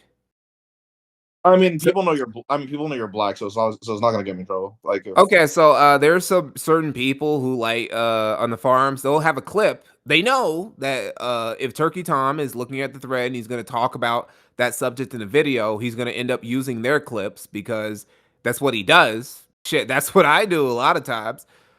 Sometimes I try and source my own clip, but sometimes you'll have shit that's just archived and you just can't find it except unless somebody archived it and put it on the farms. So they will put an overlay on it because they hate to see Turkey Tom take their shit. yeah, They'll just put like nigger in like just big bold letters, transparent letters that just floats around the screen to stop Tom from using it or some shit like that. that's so mean. That's actually so mean because Turkey Tom is like helping y'all, right? Like Turkey Tom taught me. Like, let's say I don't Turkey Tom. really, I don't really like even dislike Tom like that, but a lot of dudes in the farm they can't help him. So I mean, it's their clips. They put in the work. If they all want somebody to use their clips, or they I can mean, yeah. vandalize if they want to. I mean, yeah, but let's say Tom is talking about someone really, really gay and ugly, like fucking Andrew Ditch, which that's like his like quick tangent. Why does he get a 4 hour video, but fucking but freaking Gotis gets in a 1 hour one? That's besides the point. But like, let's say he makes a video on Andrew Ditch, right? Um, like, bitch, more people need to know about Andrew Ditch. He's a legitimate monster. Like, why? Like, come on, like, like, spread the word. Why are we trying to kill Tom here? You know what I'm saying? Don't kill the messenger type shit. You know what I'm saying? But yeah, like basically, Josh Moon's like kind of like okay, so yeah, that like explain. You just explained why Josh wanted to like kind of kill Tom a little bit, but unfortunately for Josh, that girl turned out to be a pathological liar, and Tom really was just like literally Tom's worst sin was that he was freaky in sex. That's literally it. Um, but apart from that, he didn't do anything illegal or even wrong. So that was like and look, um, and not to say that I like Josh.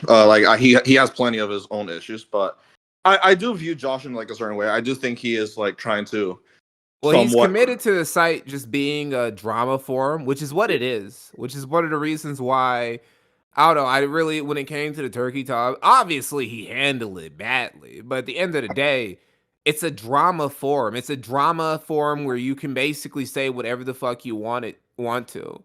It And isn't. Josh is very committed to keeping it that way, even if every once in a while shit like the Turkey Tom situation happens.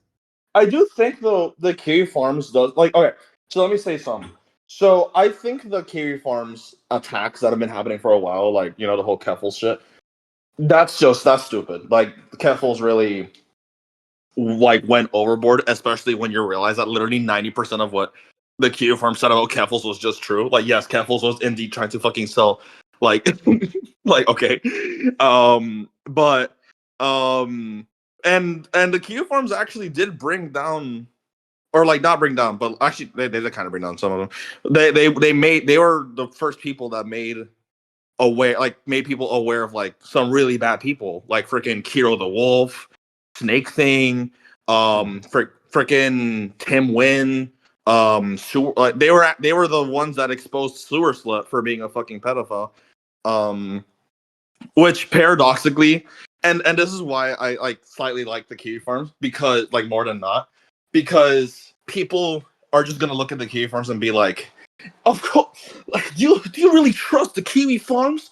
Like that's actually why Sewer Slut is still free to this day, and why people still like her purely by the fact that like, oh, it's the Kiwi farm saying that she's a pedophile. Like, should we really trust them? But if you actually check what the farms are saying, no, like, there's screenshots, bro, of fucking Sewers being a pedophile. Like, why are we still defending her? Why is Danny Brown including her in a rap song? Danny, you're a big artist. Yeah, Danny Brown actually included her in one of his songs. Like, Danny, what the fuck are you doing? So no, but yeah, so it was like I get it. Like, it is a gossip site at the end of the day, but I do think they are a very helpful resource. Like, hell, they were the ones that fucking not told me, but like they were the ones that like I went to, and I saw all the shit about Vito just quality, and then I was like BoJack. I was like, oh my god, I interviewed this guy. I'm so fucked. But yeah, so go back to what I was saying about Wendy Gooning. So yeah, like the worst thing he's done is be friends with those people. Um, but yeah, like literally the other day, Matt Jarbo was calling him a bigot, but not even for that reason. Basically, Matt Jarbo took a pro AI stance, which good job. He was like, okay. And then What was Wendy the Goon. context of the AI? Was it like the AI that helps find cancer quicker? No, well, let me find it. I'm gonna go on Twitter real quick. But that does require me to go to Matt Jarbo's account, though. But that's a sacrifice that we all have to make at one point. All right, let me see if I can find it. Wendy Goon replies. Okay, let me see if I can find it. Okay, found it. Okay, so here's the first tweet. Okay, so for context, Wendy Goon made a video. Like, this is the most recent video called it's a video on the analog horror series Angel Engine, right? You're not gonna know any of this stuff. I know you're not, which is fine. Which is totally fine in my opinion. But Angel Engine, right, was a analog horror series. Sorry, I thought my Discord died there. Was an analog horror series that was just AI. You know what I'm saying? Like, the whole thing was fucking AI. Which naturally, me included, a lot of people got mad at because, like, It's slop. yeah, it's slop. Like, what are you doing? I will say this: slight redemption for the creator. He is actually now, I think, remaking the series with real artists. So you know what? Good on him. He actually realized that yeah, you can in fact just get real artists for like $10 or just get your friends. You know what I'm saying? Like, what are you doing, bro? And then and that's what Wendigan was talking about. He was talking about like how freaking Angel Engine was using AI, and that was pretty not very cash money of him. You know what I'm saying? And Wendigoon has a slight religious slant in his channel, which, by the way, that always aggravates people. Even though Wendigoon has been Christian since his first fucking video, like whenever he comes out with some Christian shit, like, people are always like, "What? My freaking Uwu Wholesome Chungus horror channel is actually a Christian? Oh my god!" Oh, you know what I'm saying? Like, it's He's a interesting. very restrained Christian too, right? Yeah, Not even tries to beat you over the head with it. He doesn't give off the whole trad Christian vibe that I get from a lot of people, especially the type who call themselves groypers in America first. The people who claim to rep Jesus, but they seem to say stuff like Christ is king for marketing purposes, just for clout and whatnot. yeah, but Wendigoon is a very restrained Christian, which is really interesting because he's an Appalachian, so I'm very surprised how, like, nonchalant he is.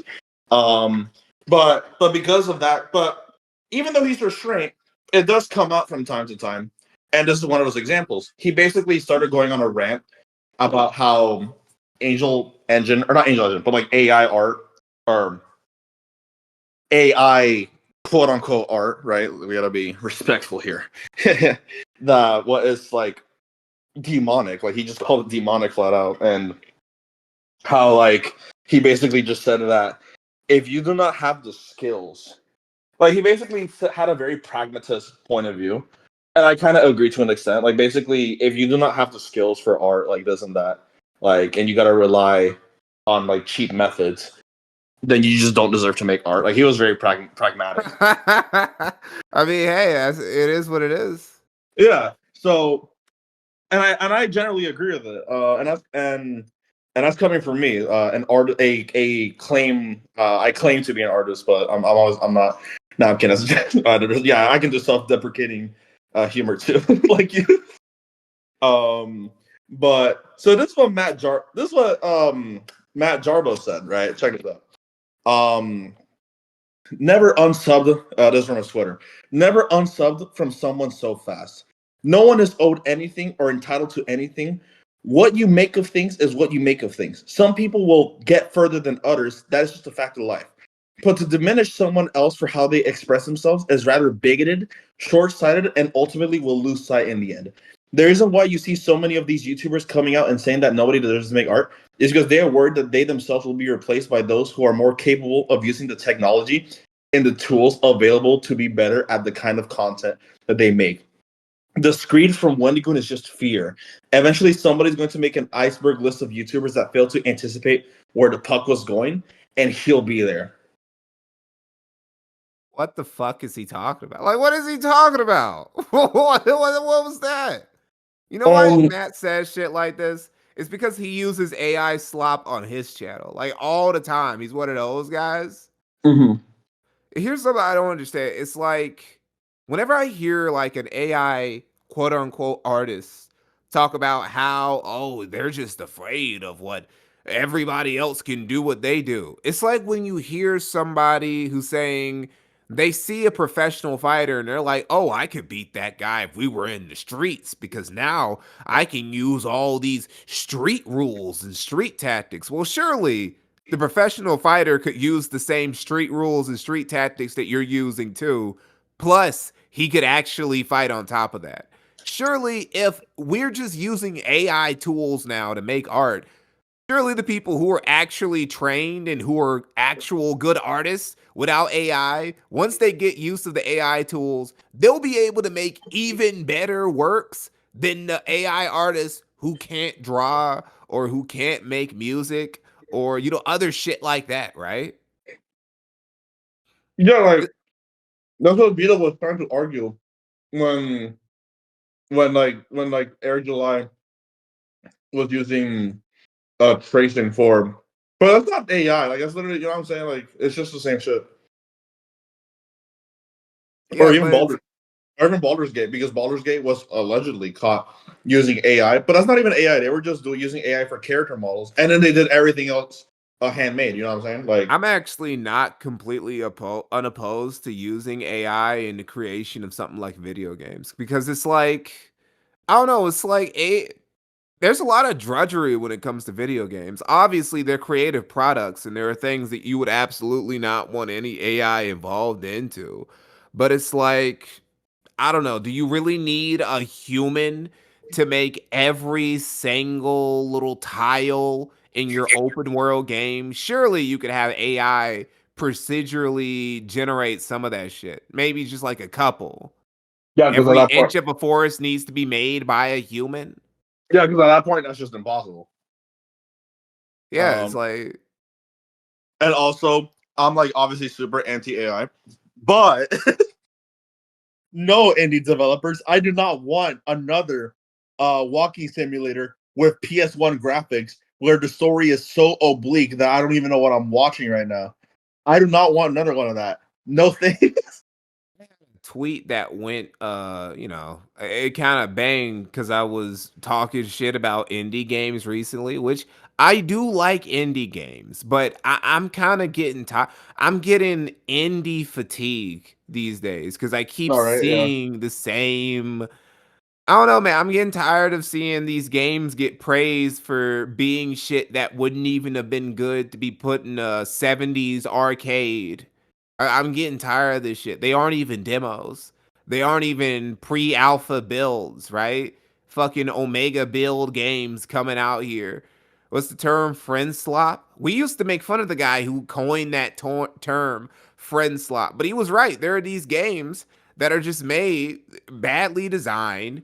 They look ugly. They don't really have a lot of replayability. They're just made so you can play with your friends on co-op for like a weekend. Maybe a streamer will go viral playing it or something, and then Yeah. that's it. It's just throwaway trash.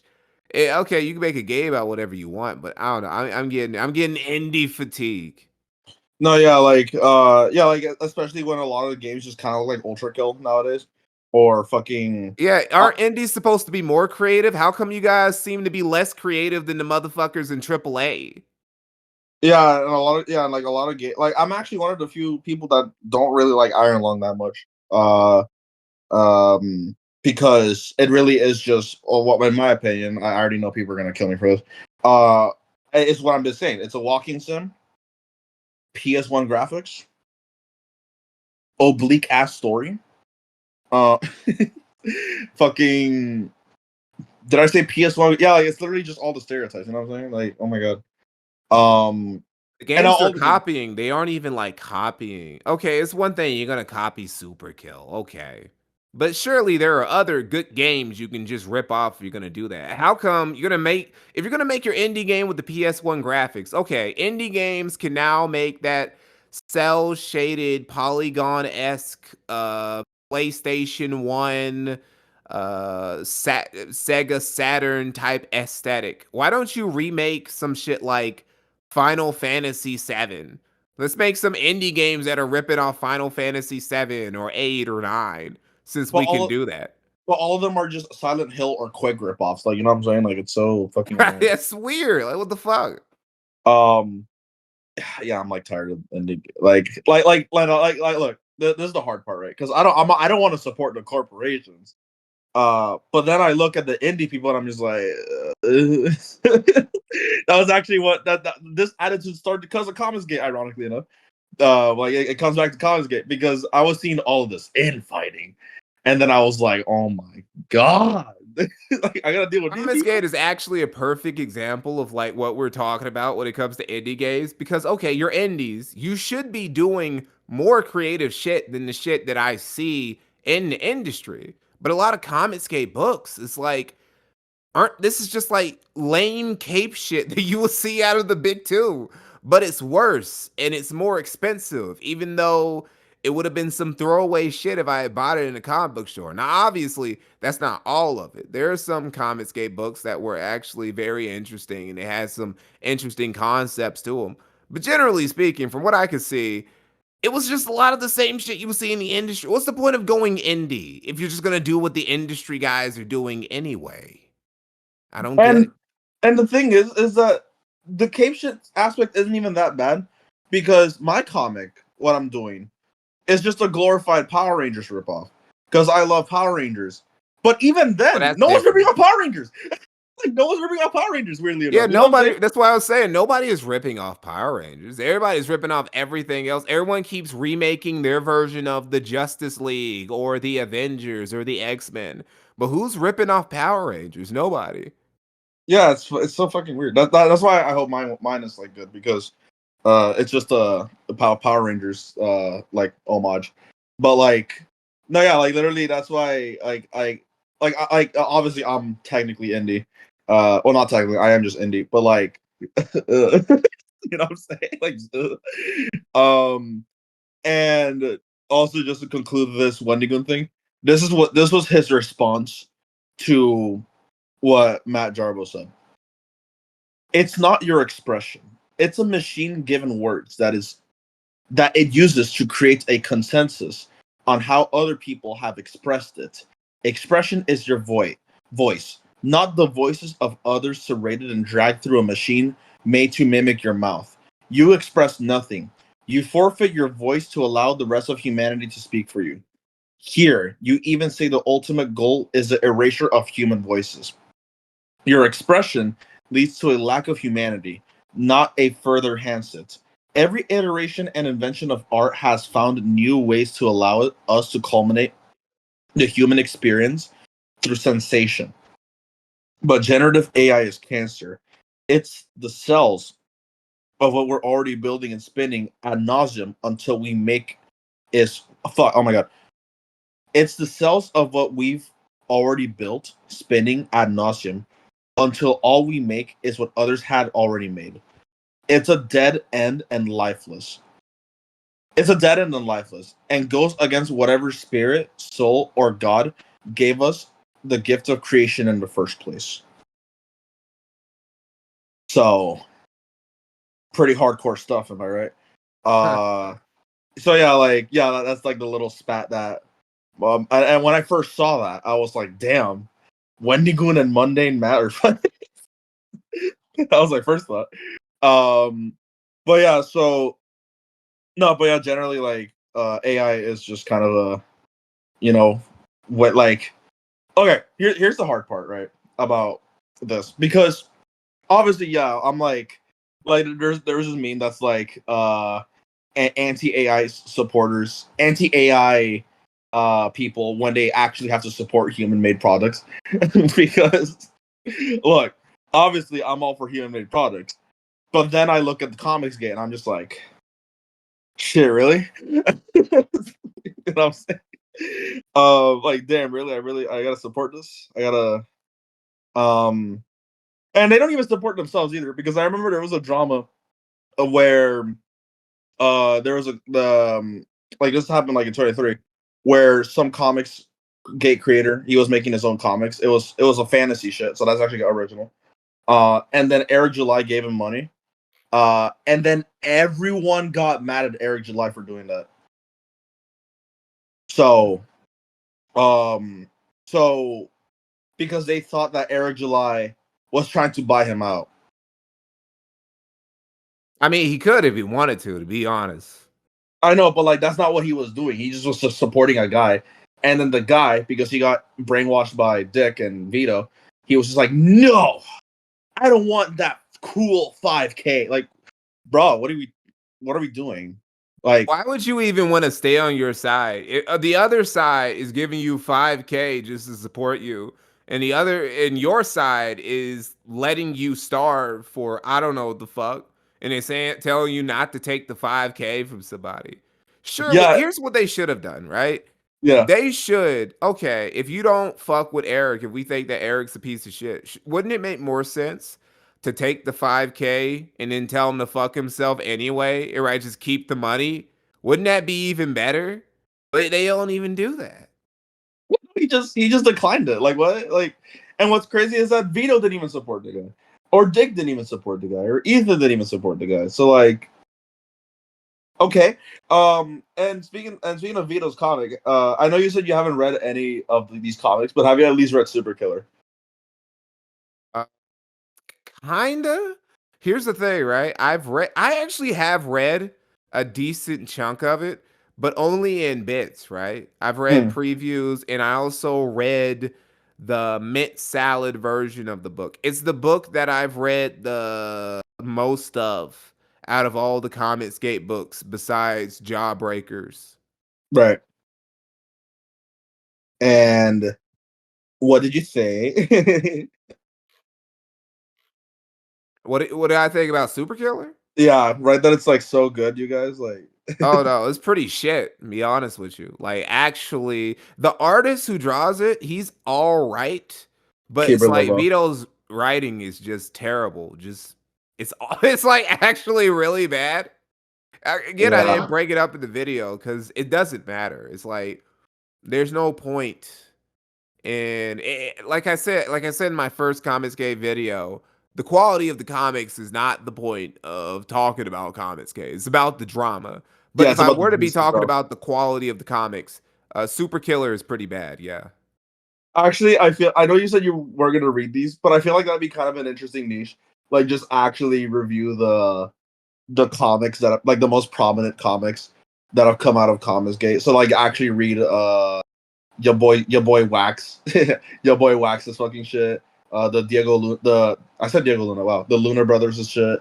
Common America. You said you were that one. Freaking sorry. I mean, actually, would be kind of a cool like niche thing you could do. Maybe. And then most of them is just you like shitting on it. So like, where we that'd be funny as well.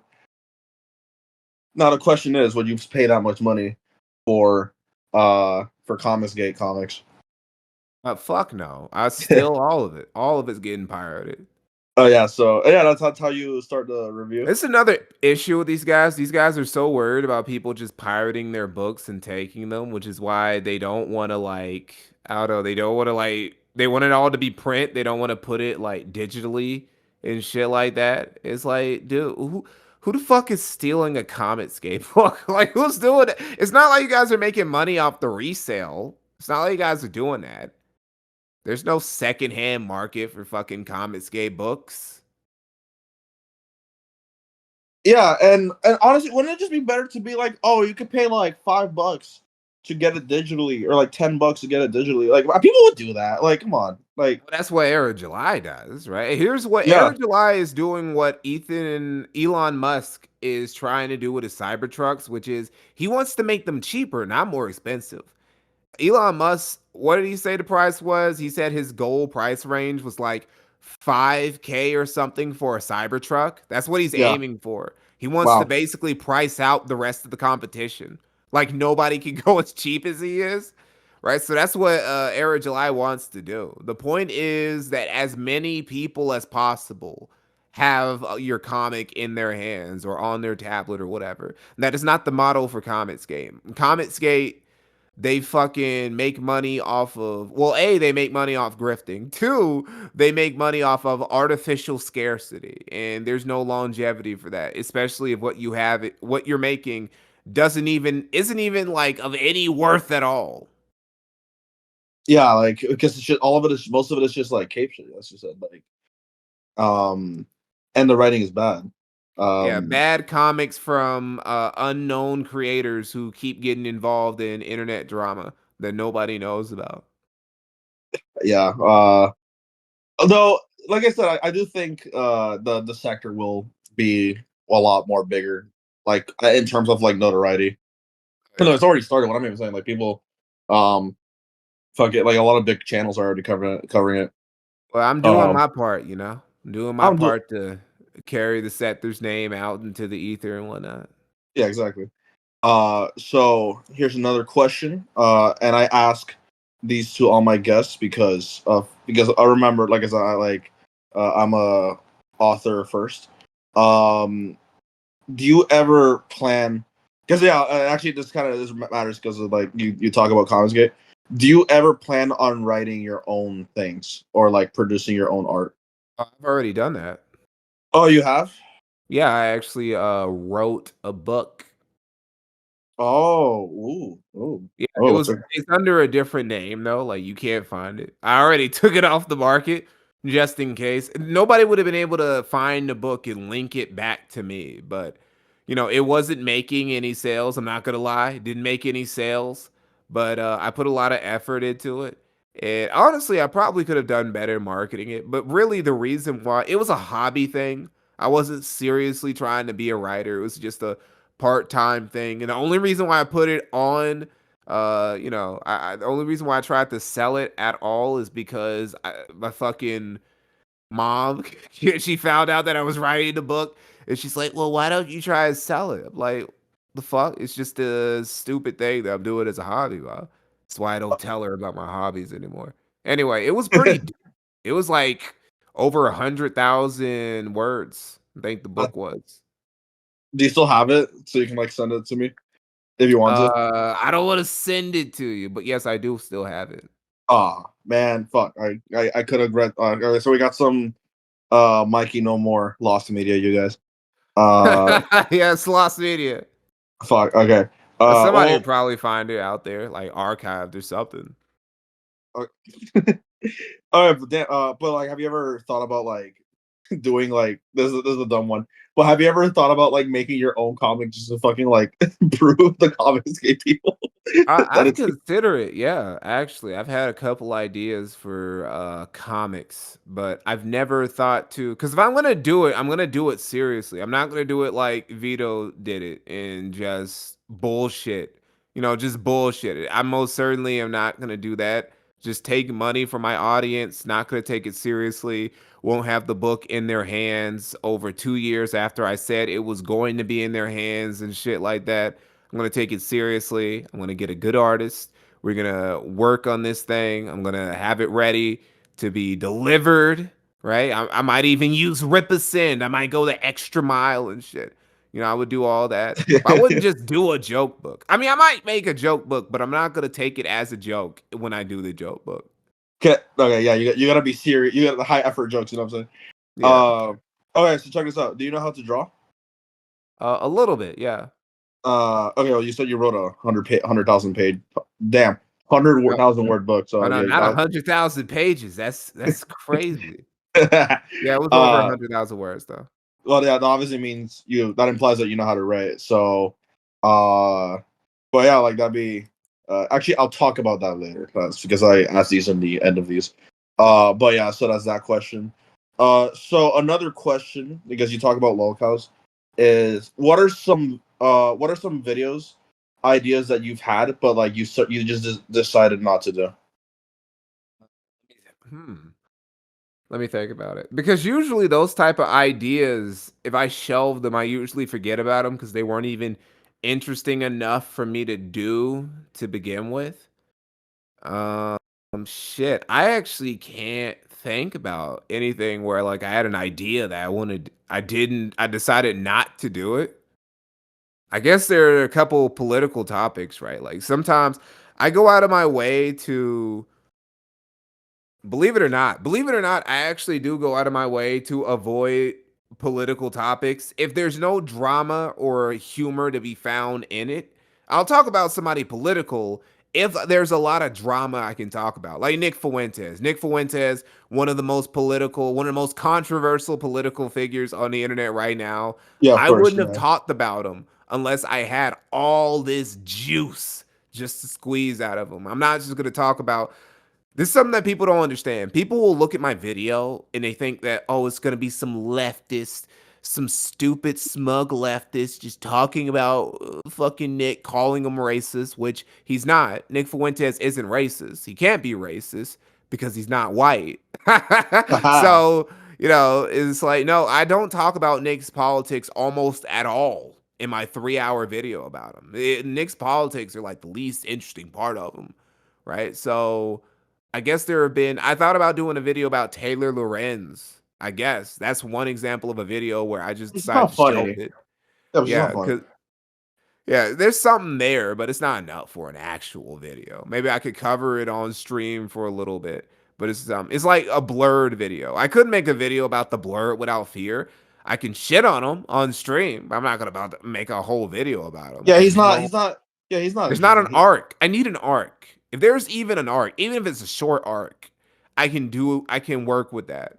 But if Yeah, it's he's not. Yeah, just Blur's not interesting, right? Like he's literally just like as you said, like in the video in he your just stream. made one or two bad videos or he made one or two bad streams, well, that's not an arc, right? Like what Yeah, Jeremy is going through right now in just the past week or two, it's been an arc. You can make a whole video out of that drama, just that alone. yeah, because as you said with fucking Blurred, Blurred is just a slightly political, Well, he's more than Rob. slightly political. He's a slightly political, Rob from Comics Explained. And I'm gonna steal one of your jokes. He is, or not steal your jokes, but I'm gonna steal something you said. He's married to a white woman, and my fucking Eric July is married to an actual black to a black woman, So and is Rob. Rob and Eric July are both married to sisters, right? They're yeah, living the life that Dr. Umar told them to. They really are, right? Rob and Eric July are two high value black men, right? Responsible, tax paying to Eric July's libertarian chagrin, tax paying black men who obey laws, and they've made a very hefty chunk of change. I'm pretty sure they're both millionaires, or at least they're both high six-figure heirs who are oh no, married to black women with black children, oh no, right? So they Rob for sure is a millionaire. He interviewed fucking Tom Holland. Like no, he gets a gig. okay, so both two black millionaires who are married to black women have black children, and they're just good role models for young black children about what you can be if you want to grow up. You ain't just gotta sell drugs. You ain't just gotta be out here in these streets. You could be like two rich black comic guys instead. You could do that instead. You ain't gotta Yeah, play basketball to get out the hood. yeah. My definition isn't Eric July like the actual, like actually what Umar was looking for all this time. Yeah, basically. He really is. He really is what he's doing. He's excelling in a white field, in a white dominated field, making indie comics. And then He Blur might just be, in fact, now that I think about it, Air July is probably like the most successful independent black comic creator ever. Probably. yeah, which is yeah, that's actually kind of nutty to think about. And Blurred just failed instantly because he married a white woman. Yeah, it all actually, hold on, let me take that back. He might not be. Corey Kenshin might be more successful than him, right? Slightly. Oh, dude, I almost forgot. Is Yeah, he okay? because Monsters We Make is like that shit went stupid. Which I guess it's easy for something to go stupid when you have 20 million subscribers. Right? You can just tell your audience to just buy your shit and they buy it because it's made by you. I actually So, have it's easy. I actually have the first volume. How is it? I read half of it. And I low-key forgot to continue it, but I really have to. But it's not his fault, it's my fault. But because I will restart it because like look, I love these interviews and I'll still make these interviews. They're fun to do. I like talking to people. But I am actually soon gonna make real YouTube videos, like with scripts and all that. And one of the and I already know what my flagship series is gonna be. It's basically the topic is basically just like I'm gonna review stories like comics or movies or books or whatnot that were made by people that weren't initially writers, if you get what I'm saying. Mm. And Corey fits that because he first, and still is a gamer, the gaming channel, but then he, dabbled his paws into the comic or sorry, mango industry. And yeah, so yeah, I will have to finish that volume soon. Because Corey, I think, is my second episode. But from what I've read so far, it's pretty decent. A lot of people actually are criticizing it though, which is very interesting. Well, it is his debut work, right? So I expected it to be kind of mediocre and kind of just being riding off of the art as a lot of these indie comics do. A lot of these indie comics where you have an amateur writer teaming up with an actual good artist, usually just have the artist carrying the writer because usually the writers aren't very good Yeah, unless they're pros, you know. Corey, like slightly cheated and just fucking got the best artists ever. Like, Well, you can do that when you're a millionaire with 20 billion subscriber use case. Once you get 20 million subscribers in your YouTube account, you literally can't lose. See, even once you have Review Tech and the quartering are both proof that even having 1 to 2 million subs isn't enough. That's still not you're too big to fail category. Once you have 20 million subscriber, there's literally nothing that you can't do. You yeah, and literally have to start raping and murdering people to lose it all at that point. yeah, exactly. Like, And even also, then, you got enough money to like, cover that shit up for real. oh god, Corey, no, please, no. Uh, and yeah, and to continue, before I continue that point, what you just said, this is the first ever YouTube video, the one that I'm doing right now, making, interviewing you, is the first ever video where you're going to hear Corey Kenshin, the quartering, and Review Tech USA in the same sentence. So, so, so, so that's the magic of the Red Feather Show. You just get random topics and just like, and they just don't match at all. You're like, what the fuck is happening? But yeah, like, no, yeah, like he has 20 mil. No, he didn't even get just one artist. He got four. Like, oh my god, bro. Evil Like, was excessive. yeah. So he really. I mean, again, it doesn't seem too bad. It seems a bit conventional. Like it's literally just it just seems like a cyberpunk ripoff. But Again, not gonna hold it against him. It is his first work, you know. Well, he just Uh, wanted to make a shonen manga because he loves that. yeah, So so like literally, like it's fine. Like it's like he just wanted to do a shonen, and that's completely understandable. Sometimes when you want to make something, you don't even gotta be all that. Like if like, so like it's like what Robert Kirkland did, aka the creator of The Walking Dead. He like when he first went to the comic publisher Image, he wanted to just do a honest to god zombie story. Um, but the publishers were like, "Ew, this is so boring." You know what I'm saying? yeah. So then Robert Kirkland Kirkman was like, okay, well, guess what? I was just joshing. I'm actually gonna include aliens and aliens, and yeah, so be wary of that. Um, and then the publishers were like, okay, all right. And then he started doing his shit. Like he started making issues, and a lot of issues went by. And then the fucking publishers were like, "Hey, so where are the aliens, bro? Bro." And then Robert was like, "It's coming, it's coming. The comet is coming." You know, and then it never came because he just kept doing zombie issues, and they were doing really well. So uh, the so Image had to be like, okay, Robert, you're doing really well. You can continue doing what you're doing, but were the aliens ever gonna come? And then Robert was Be like, honest, that would actually be a very good concept for a comic book, a zombie invasion, and then halfway through the comic, you realize, oh wait, is this actually an alien invasion? The aliens are they created some sort of fake virus to cleanse, like ethnically cleanse the population of the planet before they sent in their actual invasion force?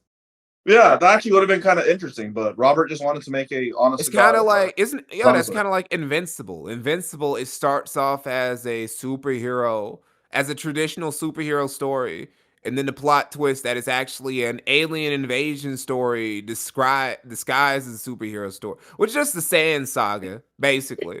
It's just, what if you took the Sand Saga and instead of making that just a single condensed arc, you make it the entire crux of the series of your show, or comic in that case? Yeah, That's basically what it's now. he actually did that that twist with Invincible, but for Walking Dead, he just actually wanted to be honest to God. And no, yeah, like so yeah, I actually forgot about Corey. Yeah, like he is single handedly the most successful independent black comic creator. Um, I need to find that volume so I can finish it. But yeah, um, so but apart from that, Eric July is well, Eric July actually beat out Keanu Reeves. I remember that. Like in the he also beat out Moist Critical too, and like the most successful like crowdfunding thing Hmm. or pre-order. Well, that's kinda, hold on, is something wrong here? Let me check. No, it ain't nothing. Okay. Yeah, okay, that's kinda interesting to hear. Yeah, like damn, he beat Keanu Reeves, and then Eric July, you know, went on Fox News. He just went on Fox News, which that was so surreal to see. Not gonna lie, like just Eric July and Fox News, like what the fuck. Um, but yeah, so let's see. Next question. So, which subject is was the most exhausting, time consuming, soul draining? Other adjectives.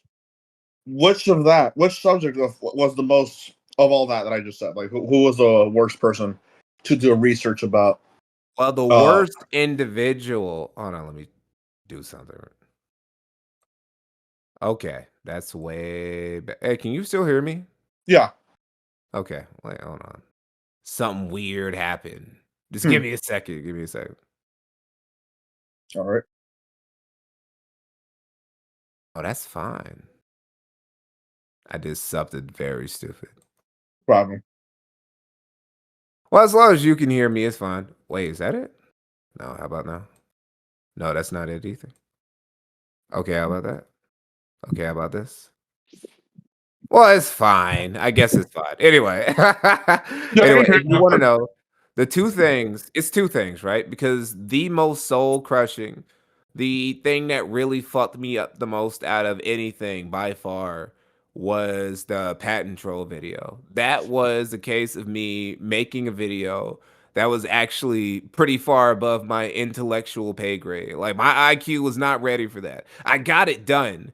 And it's kind of crazy. It's kind of crazy. It was only 40 minutes. It felt way longer than that when I was making it because I was working on it so hard. But that's what happens when you try and make a video about law when you're not a fucking lawyer, right? I know a couple things about IP law and shit like that. But yeah, that was the most stressed I was making a video. But I'm glad it came out the way it was. I don't really care about it not having as many views as I would have wanted. What I'm glad is that it exists because I was very every time I make a video, I never want to get boxed in. I never want to get to a point where I'm only making the single type of content. So I'm fine with occasionally taking a dip in viewership just so I can make a off kilter video about something that's not just lol cows or YouTube drama like patent troll or talking about the maid program in Canada, shit like that. Yeah. Now, the example of the most stress, the most pressed I got making a video about an actual person, the Nick Fuentes video, obviously. Like that video is 3 hours for a reason.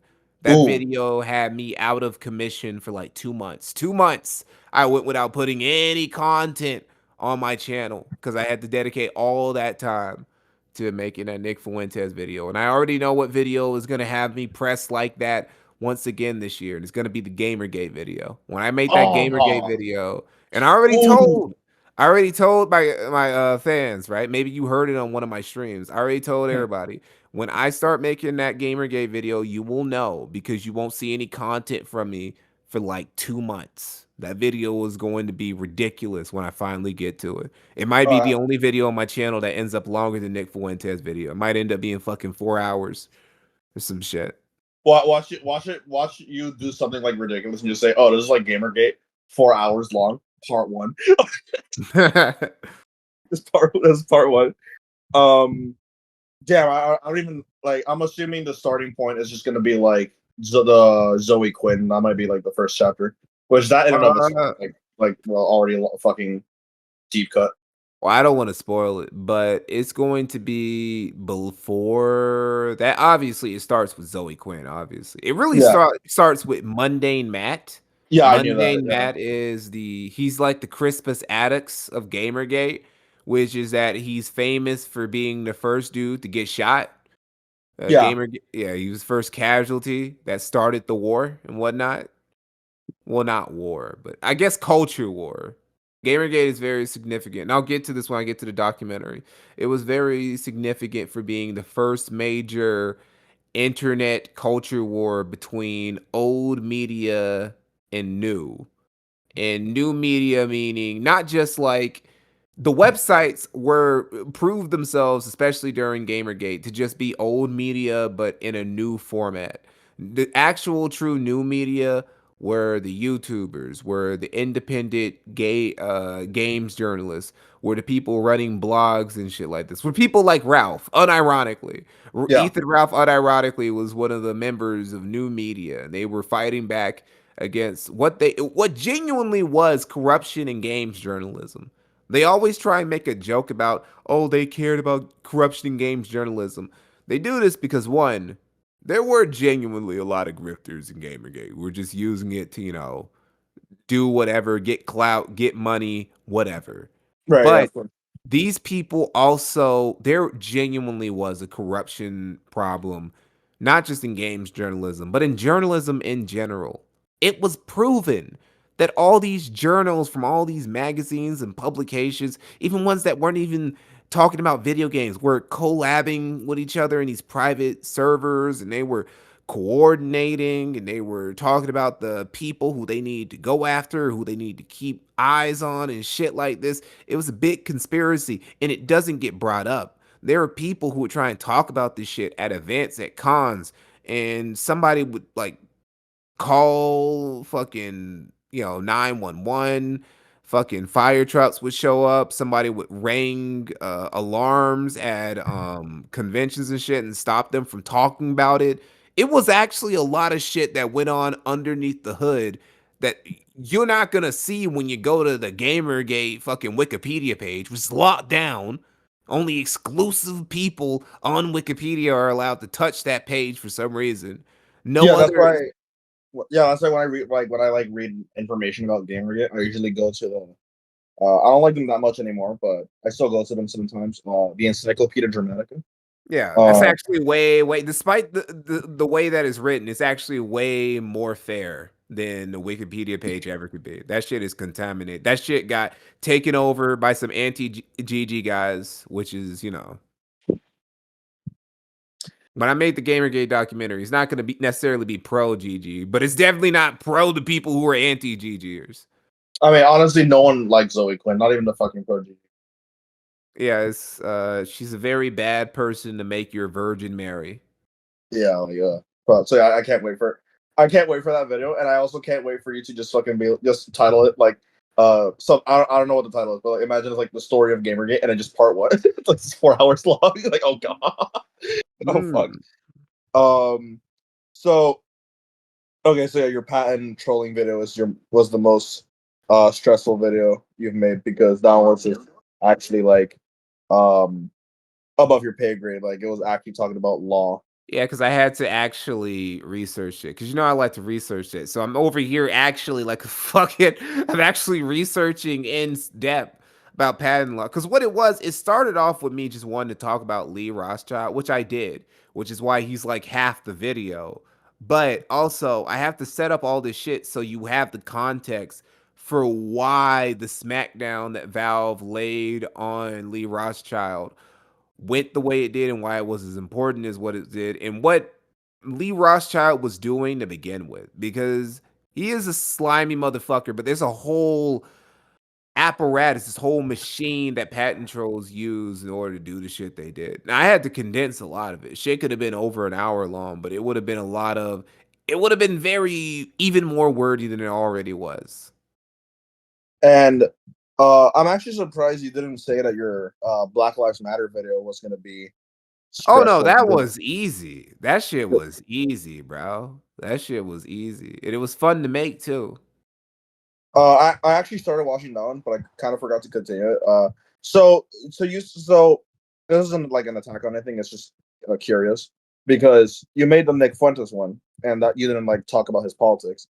Um, what motivated you to do the Black Lives Matter one? Because like that one, I guess it's kind of funny, like going from like Dark Viper, Jeremy Ham, just Black Lives, just Black Lives Matter. Oh fuck. Well, because it was an example.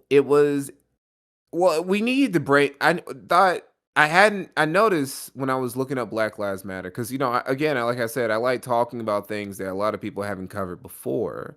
So I look through it. I see. Wait, nobody's talked about Black Lives Matter. Nobody has made the expose video about Black Lives Matter. Nobody's even like made the retrospective video about Black Lives Matter. So I'm like, okay, I guess I'll do it. I guess I'll make the video about how they were giant fucking grifters who just took all this money, $90 million to do whatever the fuck. I've not seen any community colleges in black neighborhoods, no roads paid, no daycares paid for, no shit like that, right? None of that. All the streets named Martin Luther King Boulevard got as many niggas dying there as they did before Black Lives Matter got all that money, but they got a couple mansions now, right? So that's the reason I made the video. I made the video because it was the most Hollywood-esque version of people grifting over politics and shit that I can remember in recent memory. It's crazy. They schemed the world. They schemed the world. The whole world was going crazy, just throwing up Black Lives Matter and the Black Power fist, even in countries with less than 0.1% of a black population. They were doing this shit. and they took all this money for nothing. Yeah, I think I heard recently, like a couple months ago, that one of the members is like still found guilty of like of this. Um, which But it depends I on didn't. who you're talking about, because you had a lot of chapters that weren't affiliated with Black Lives Matter, the Black Lives Matter Foundation, right? They were just chapter leaders who could, because nobody owns the Matter name. You can use it for anything, right? You can't No, of use course. the foundation's name, but you can use Black Lives Matter's name for anything. So somebody could have gotten arrested for that shit. Multiple people have, multiple chapter leaders have been arrested so far. I can think of three, right? Three off the top. I can't remember their names, but I can tell you three Black Lives Matter chapters leaders that I can think of have been arrested. So you could have been thinking about some of those guys. I I know, do I know, know, I know what yeah. happened. I know what happened like really, really recent. So that's probably what I was talking about. So, but yeah, I just had to ask that because like just going from Dark Viper, then Jeremy Hambley, and then just Blacklist, just Blacklist. Yeah, I do that deliberately too, right? Because I want to mix it up. I like to keep people guessing because you see, I don't know, you see the videos that I'm making, right? Mhm. And so I go for, like you said, it'll be Dark Viper, AU. It'll be Laura Loomer. It'll be, which was another favorite of mine. That was another cruise control video, Laura Loomer. But you'll see me go here and then it'll be like Black Lives Matter, and then I go back to Comics Game, and then I go back to patent, and then I go to patent trolling. I do that on purpose. I'm deliberately trying to diversify the content of my channel, even if it means that I make a video every once in a while that doesn't get as many views as I would like. I would rather that be the case. I'd rather keep you guys guessing every I time. mean, you honestly you have more videos with 6 digits than videos with 5 digits. Oh, really? Yeah, you're the I never even like noticed that. your Jeremy Hambley video and your Black Lives Matter video have 6 digits. The comic J one doesn't have that much, but it's gonna go up. Don't worry. And yeah, then your Umar one, that one got views. I Like don't know fuck. why nobody fucks with the maid service video, bro. I love that video. Oh, I that one's love your. that maid video. I have so many good memories of making that video, bro. But I guess, it's like the patent trolling video. People don't want the educational content from me, I guess. They just want me to talk about lolcows and internet drama. I won't. I mean, I will, but I'm not going to just stick to that. I Actually, will that occasionally. actually that would be kind of an interesting niche to do. Like you should talk about political figures, not like YouTubers, like political figures, but not like seriously, just like here's a good example of what I'm talking about. Like, do you Yeah. remember Chris Cantwell? Uh-huh. Oh shit, you do fuck. Damn. Well, we all know him as the crying Nazi. You know what I'm saying? So like that'd be kind of a good example of what I'm talking about. Like literally just make a video on him because like it's just so like just the crying Nazi. Like oh, you know what I'm talking about? Or a video on fucking I'm forgetting the name or on like Eric Stryker because like he used to be like a big debate me bro. Or let's see, let's talk about some. Or actually, here's a funny one. Imagine if you made a video on like the most out of place, like you're not even Argentinian. Imagine you made a video on like Javier Milei. Like What I was that thinking about doing, what I've been thinking about doing is making some sort of hybrid of that's what I should have done better with the patent troll video. What I should have done, but again, I couldn't because half of the video is dedicated to me just explaining patent law and shit like that. But if it was just a Lee Rothschild video, it would have done so much better, I feel, because then it would have just been like a lolcow video. But right, yeah. what I plan to do is I plan to do like a hybrid of maybe I can do an educational video, but it also has to be a lolcow video, or it also has to be about some sort of internet drama too, right? And I have an idea. I have a very good topic for that sort of content that I plan to do later this year. And I feel like it's going to be good because this is a very good topic I haven't seen anybody cover because this guy hasn't been in the news for a while. Probably because he went to prison, which. Those are always the best stories. Best stories Oh when shit! somebody goes to prison. That's a good way to be able to end the video. Just an easy way to end it. I think I know who you're talking about. I'm not gonna say it here. Uh, I'm gonna type it on your DMs, and you just gotta tell me yes or no. So that way nobody will get spoiled. Is this who you're talking about?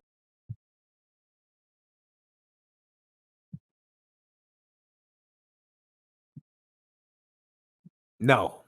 Fuck. Okay, never mind. All right, I got none. I thought I thought it was him because he also went to prison for the January 6th thing.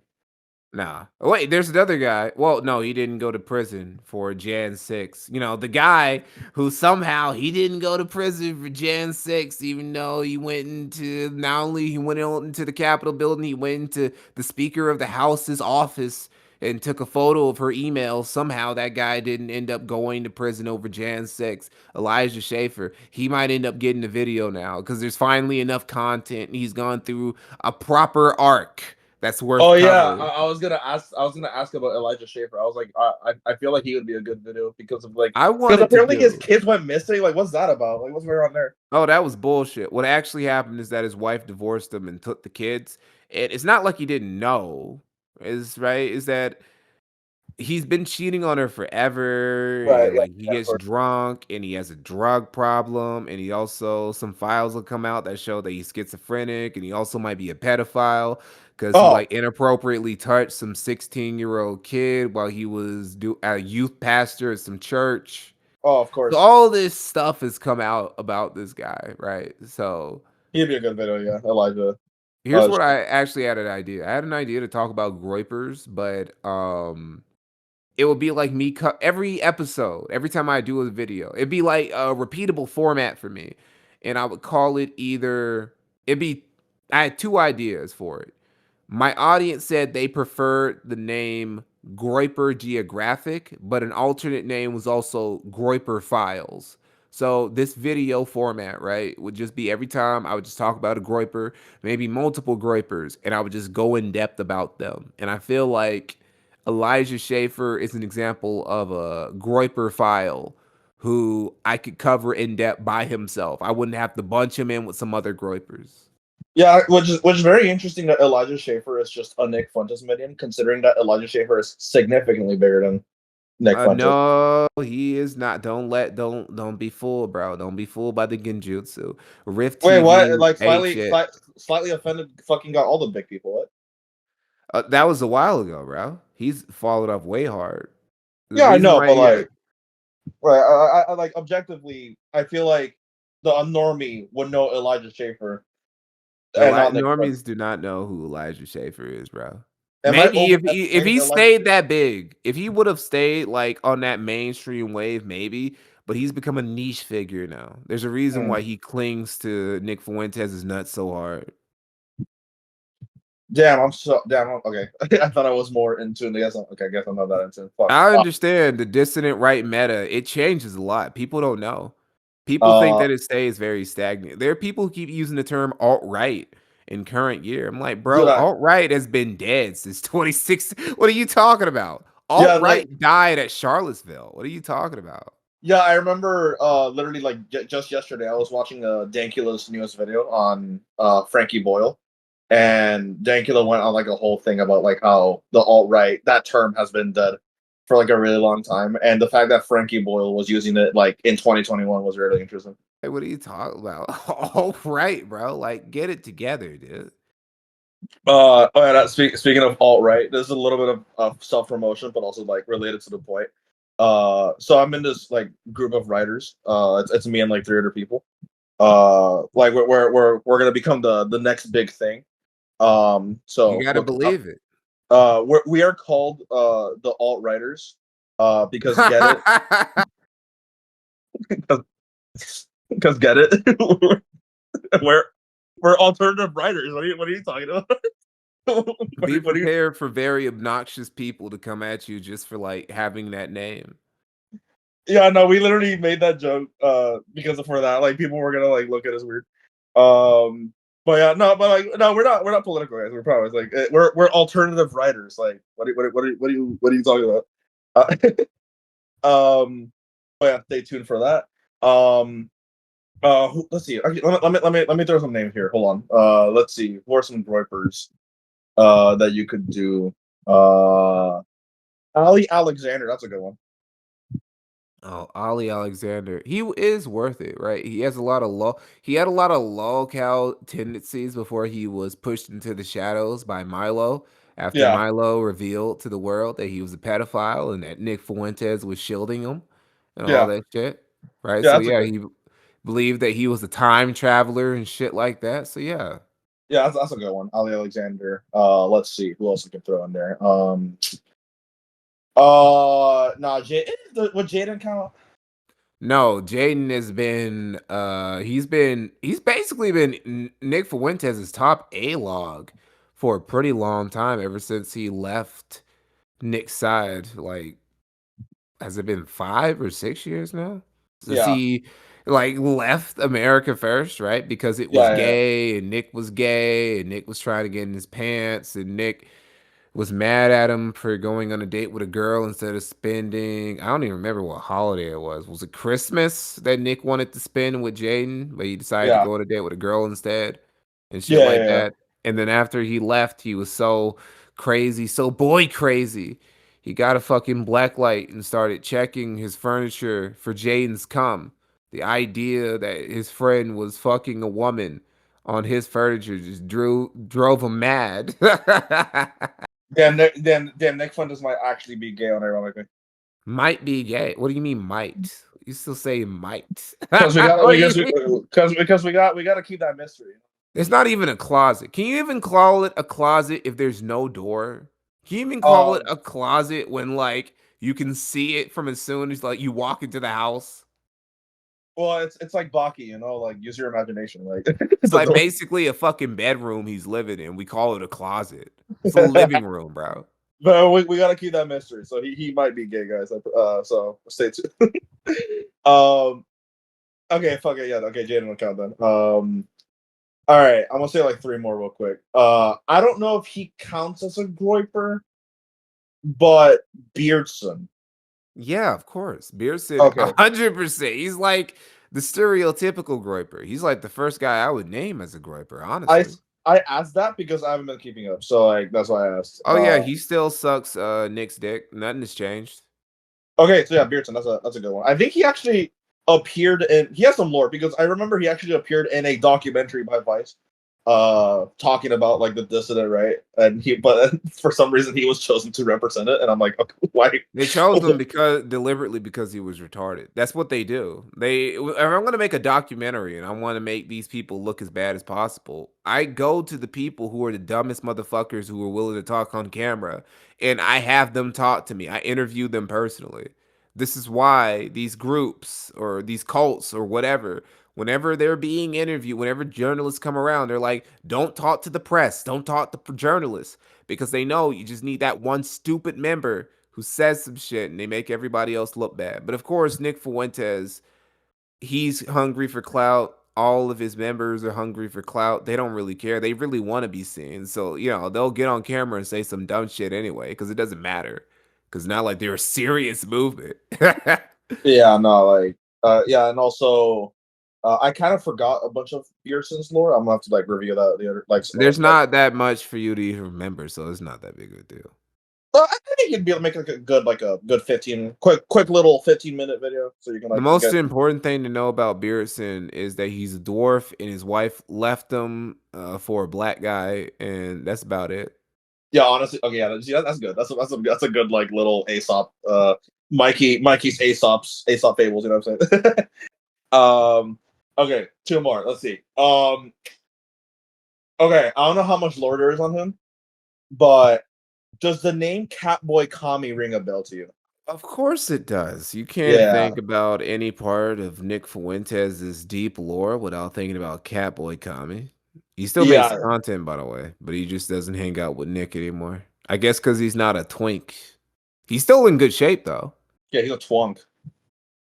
Yeah, That's Nick that's what he doesn't said. like him too built. He likes him to be a little bit more well, that's not true because Nick has been caught. He was looking at the Aesthetic Boys account on one of his alts, and he was looking Oh at wow. all those buff boys. So he's probably still into. He probably still lurks, right? Lurks commie shit and saves photos every now and again. He just doesn't talk to him. They might talk in DMs actually. Is Kami still an edgelord? Is he still just saying the N word and like doing blackface, or I is don't he know, actually like, probably. I haven't checked on his content that much. I can just tell you that he still makes it, and he's not. He still goes to the gym regularly, which makes him better than a lot of these dudes. Makes him okay? better than Nick, fat Yeah, ass.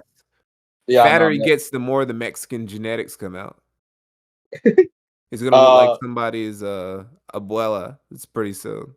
oh yeah, no, he his face is becoming more cubical. Al Abuel Abuelta Maxing. Shit, Yeah, I butchered y- that.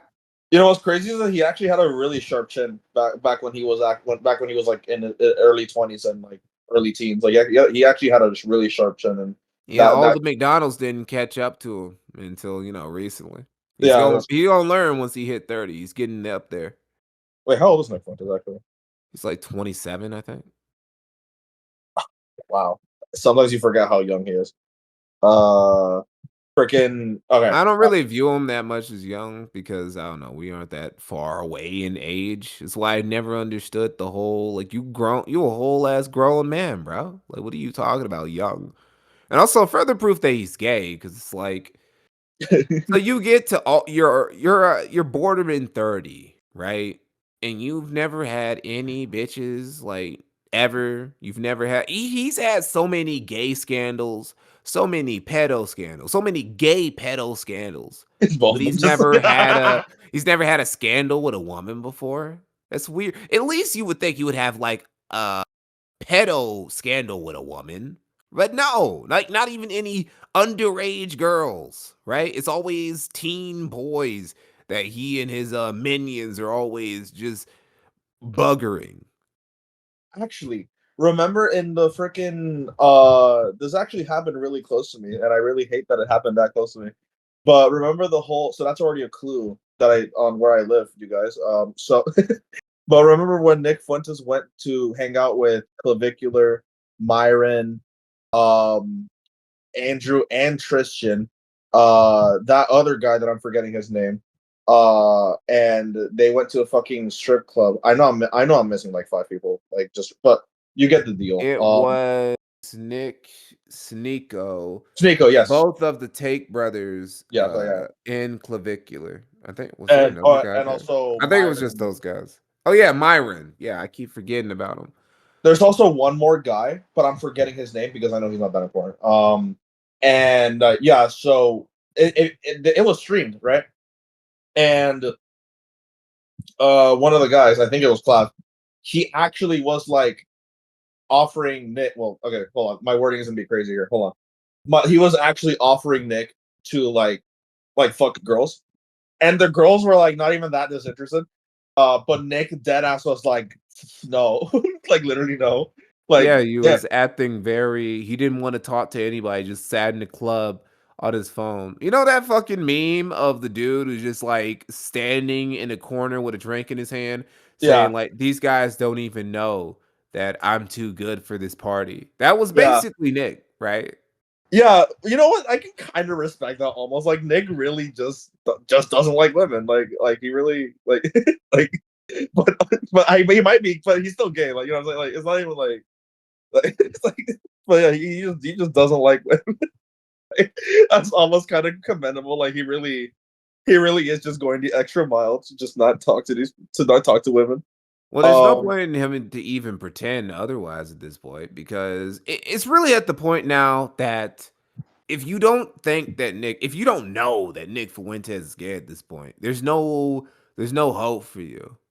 What it is, yeah, I said it before. I think that a lot of his fans already know he's gay. They're just going along with the LARP for his sake. And the moment he decides to come out of the closet, they're gonna all be good with it, right? Like nobody cares because this I don't all know, this bro. He's got like actual femboys and troons in his fucking movement, right? Those are the only women. These are the only women who Nick Fuentes likes to talk to, besides his mom and sister, is trans women, right? And he talks to them a lot in DMs. this is just the longest ever coming out saga that that's ever been. Basically, I guess you could think about it. Past decade has just been a long, tired road of Nick Fuentes eventually coming out. Once he comes out, he's gonna drop out of politics entirely, and he's gonna go and live his best life finally. He's gonna live with his freaking femboy twink husband. Yeah, basically. Yes. All right. Let me see if I can think of one more groper. Hold on. All right, I can do this. I can do this. Damn, I'm forgetting my groupers. Okay, I'm just gonna say a bunch of names, and you're gonna tell me if they're groupers. Big Papa Fascist. Is he a grouper? Yeah. Okay, that's yeah. See, there we go. Fucking. I know for a fact he's not a grouper, but you should make a vid on him anyways. Um, Freaking Ben Thorpe. That's a deep cut right there. Ben Thorpe. Yeah. No, no, he's not a groper. He's just, a dude who an incestuous, pedophile, abusive father. He's not really a groper though. Do you think a video on him, regardless, would be too hardcore, What? or No, not at all. Not at all. I really, that's great content talking about an abusive, pedophilic, abuser of his daughter and shit. okay? So, all right, he's not a glurper though. Fucking damn, I'm really forgetting my glurpers, man. That's fuck. I'm sad. I'm sad now. Because a lot of people I think have distanced themselves. I was gonna say John Doyle, for example, but I think he fucking distanced himself from Nick. Uh, and I'm assuming your criteria is just like people that are still um Well, it's also be somebody it's worth even talking about it. I'm not just gonna talk about every groper because there's a lot of them, and most of them were worthless. Well, they're all worthless, but most of them are more worthless than others. Like too worthless to even make content out of. So okay. Well, at least I know Ali Alexander is gonna be one of those people. Like yeah. for sure. Yeah, yeah. Um, and what about people that are against Nick Fuentes, for example? Because I Good know a for lot of them. them. Huh? Good for them. Even what about Hunter Avalon? Even him? Uh, I mean, sure, it's hard to be good for him. His wife left him after, he found out. Or did he dump her? No, I'm pretty sure he left him. After it came out that she wanted to get into a gangbang with ugly fat black dudes who were gonna piss on her and shit for OnlyFans content. Yeah. So that's what happened. And then I think in like 23, someone shot her, like literally shot her, and he didn't even fucking do anything about it. Oh, that was a different girl. I'm pretty sure he got into a relationship with a different girl, and it was like thruple situation with him and her and another guy, and that guy went crazy, and yeah, he shot her, and he didn't do anything about it. So yeah, Yeah. like, Yeah. Okay. So actually, let me check if he's still active. Hunter Avalon. Damn, he's still active. That's crazy. I did not expect Kraut that. hates that guy, by the way. Huh? Kraut Oh yeah, hates oh Hunter, yeah, by the Crow way. hate. Yeah, I can imagine. Yeah, because Hunter Avalon, he started off as like one of those really Right wing, edgy, yeah, right yeah, wing. right wing guys, and then he switched up, and you would think that Kraut would like that because he agrees more with your politics, Kraut, and he's like, no, fuck that dude's a fucking fraud.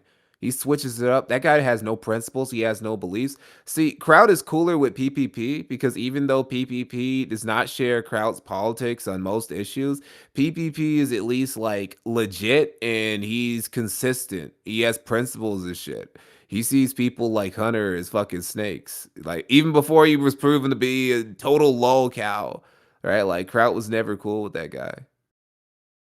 Yeah, it's like what Zizek said about Trump all the way back in 2016. Like, just even though Zizek is a like Marxist, he still voted for Trump because back then he thought that Trump was more honest than like Hillary, for example. Um, all I right, mean, he so still is, just like not in very good ways, Trump. He's still yeah, pretty honest about shit. yeah, but like, yeah, a bit too honest because when Trump said, "Yeah, I'm going to hell," I was like, "Trump, no, stop, stop And it, he'll please." say shit that's retarded, but it'll be like retarded shit that he truly believes, and that's the difference. and Most that's the people, great. they say most politicians, they tell you some retarded shit that you know isn't true. You know this person's trying to fool you. With Trump, it's like, no, he just really feels that way. Yeah, he really is just that stupid. um, I got like two more questions. And so this next question, right? Um, basically, all right, hold on, let me go to your channel real quick. Fun. I was gonna say put Hunter Avalon again. Well, Mikey, no more. All right, okay.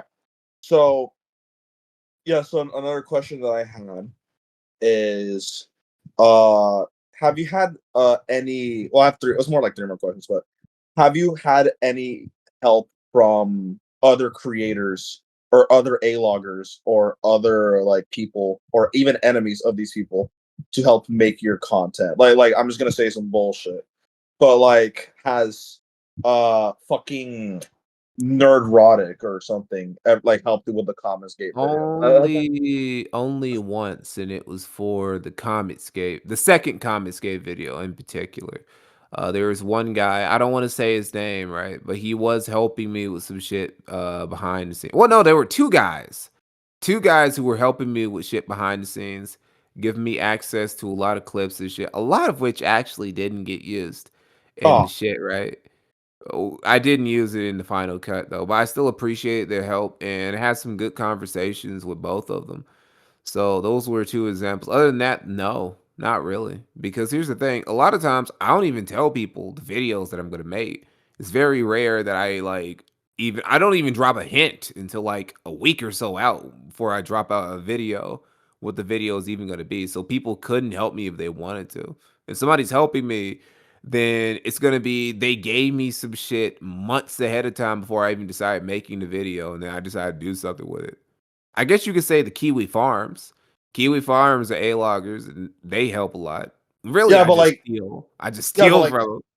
but like any big A-loggers, I'll get like for example, let's say like, oh, Jada McNeil helped you with a Nick, like something on that tier. You know what I'm saying?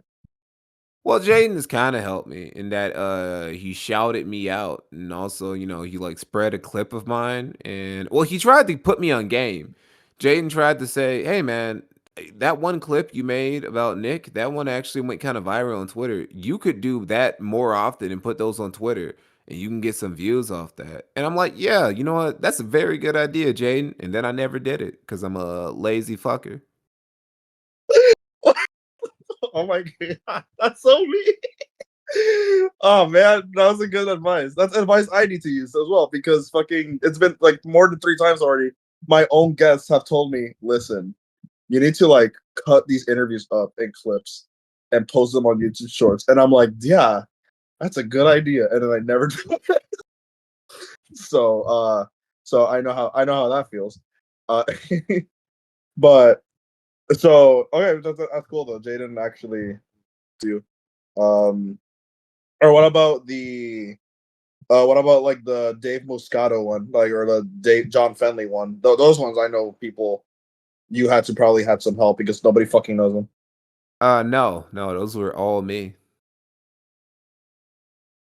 Damn, it's like Every video is all me. Like I got no maybe somebody will give me a clip here or there, but no, every video I do like completely myself. I have no I don't know, I got a lot of these YouTubers, they have teams. I'm like, how do you have a I mean, I guess I would like a thumbnail guy because my thumbnail game is very hit or miss. That's the only thing where I would like. But other than that, the writing of the script, the research, the editing, all that shit is all 100% me. yeah, damn, okay. I mean, like it's very high quality content. Again, that's why I was very surprised with like how little videos you actually had. And That's why so there are so few videos, because I put too much effort into them. I really should put less, right? If I put less videos in, I could make more videos out, but, I'm autistic about this shit, and I would rather I mean, I took a month. I took a month to make a 40-minute video about patent law, so hopefully that one gets at least 100K that's fine if it doesn't. or at I least made at it least that's 50K. a for me video. That's it for you. That's I don't care about how the algorithm is feeling. I'm just gonna ignore the algorithm's feelings for this video. Next video though, algorithm is gonna love it. because it's Yeah, about because Jeremy, and the algorithm is loving some fucking Jeremy Hamley slander lately, so it's gonna be great. yeah, that's all I've been seeing, just Jeremy Hambley. Um, okay, so yeah, let's see your thumbnails. They're you could get a thumbnail. Actually, hold on, I might put you on some game. Um, this is only if you're interested though. Do you think it? Okay, so you know how? Okay, oh my god, do you know base frequency? Yes, I remember the name. It's one of those things where as soon as I look back, hold on, let me look it up real quick. Beige frequency, because it's gonna be one of those cases where I'm gonna look them up. And I'm gonna go like, of course I know who that is. It's right here. Yes, obviously. Yeah, I know Okay, who they are. yeah. Also, I love base frequency because I like how all his videos are either just boxing or comedy. Like it's such an interesting niche to talk about. But you see how all his videos Oh, he's are got some all the MMA too. so what? He got Yeah, so MMA MMA. too. Yeah, so MMA. Yeah. So what's funnily enough is that his most popular video isn't even about any of those stuff. It's about Quentin of all people. um, but so you notice how all his thumbnails are like um are drawings or like most of Yeah, them. yeah. I noticed Um, that. that could actually be a very interesting aesthetic you could go for. Like all like maybe your future thumbnails are just like caricatures of like lol cows. That'd be actually kind of interesting. What do you say about that? I wouldn't be opposed to it. One of my Okay, things about about my thumbnails is that even though they do look kind of wonky, you can kind of tell when a thumbnail has been made by me because of the style. I deliberately go out of my way to make it not the typical style when it comes to a lot of documentarians, right? yeah, So, you know, okay. So, all right, but at least you're not against it because I was gonna say, like, I know a guy who knows a guy who knows a guy. Basically, I know someone who's like desperately looking for gigs, and like I was like, oh shit, you can draw. That's crazy. That's crazy. So I was just like, hey, would you be interested? Hey, Mikey, no more. That is your government name, yeah, my Mikey, no more. it's Uh, on the birth certificate and everything. yeah, like would you be interested in having someone do your thumbnails, like actually like draw them, like unironically? I don't know about like, I mean, what, hiring somebody just to draw my, I guess I could get a caricaturist to do it. Yeah, I wouldn't be opposed to it. Maybe in Uh, the future. okay, Maybe because for, here's what it is. Maybe for like different type of content, because I do have another channel that I'm trying to start. Well, I already started another channel, but I do have other content I'm trying to put on that channel. So maybe I'll get them for that. yeah, because yeah, I'll just send you their information if you well actually what is your other channel actually? Let me see if I can find it. Review Mikey USA. And if you're wondering, are you trying making a parody of the answer is yes. Review Mikey USA. Oh, I found it instantly. All It's right, been a let's see what. while. Last video I made on there was a year because what it was just me because I don't know, it was around that time when Rich was saying how hard it was to just make fucking slot videos about gaming news and I'm like, surely it can't be that hard. So for a while, every week I would make an edited video talking about gaming news, and it was actually really fun. I had a lot of fun doing it, but I got distracted by some IRL shit. Plus, it was actually was getting in the way of me making content on my other channel. Which, to be Okay, fair, I so actually had an excuse. It wasn't just the thing I was doing for a living. If that was the only thing I was doing and I was making enough money to pay a mortgage and pay for my kids with it, like Rich can presumably do with the money he was making off his original channel, I would have never stopped doing it. I would have just did that forever. But, I okay, plan on so putting some actual content on there. Actual, well edited, lengthy content like this year, probably around summer. oh, okay. Yeah, so you can like continue bullying Rich. Uh, Well, it actually won't be about that. I thought about putting some actual gaming because I want to talk about some gaming shit, right? in the way you see guys like Mahler or any of these other guys read. Not necessarily that sort of style like Mahler does, but I do want to make a in-depth video essay about some gaming related topics that aren't just related to drama. Oh, okay. All right, yeah, all right, that's yeah. So you're just gonna do like a. I mean, you guys a bunch of games. I don't know if you're gonna talk about like the AAA games, but it would be interesting for you to like actually be one of the few voices that's like bullying indie games right now because like oh my god, like we just talked about like a bit ago. Um, but yeah, so yeah, I can present you a thumbnail artist if you so need to like give because that would be like an interesting aesthetic. But yeah, I'll just send you it later. Um, so second question, second to last question. What are your dream collabs? Like, are you going to go like 100% like lone wolf on this, Ronan? I just though it's not that I'm deliberately going. It's just I don't really care. I never really thought about collabs. It's been brought up to me before, right? It's been brought up to me before the idea of collabing with people. People keep saying, "When are you gonna join the Kino Casino? When are you gonna talk to Josh? Hey, when are you going to?" You know, I don't really think about it. I'm not opposed to any of it because I do watch a lot of these people's content, and I wouldn't mind being on their shows or whatever.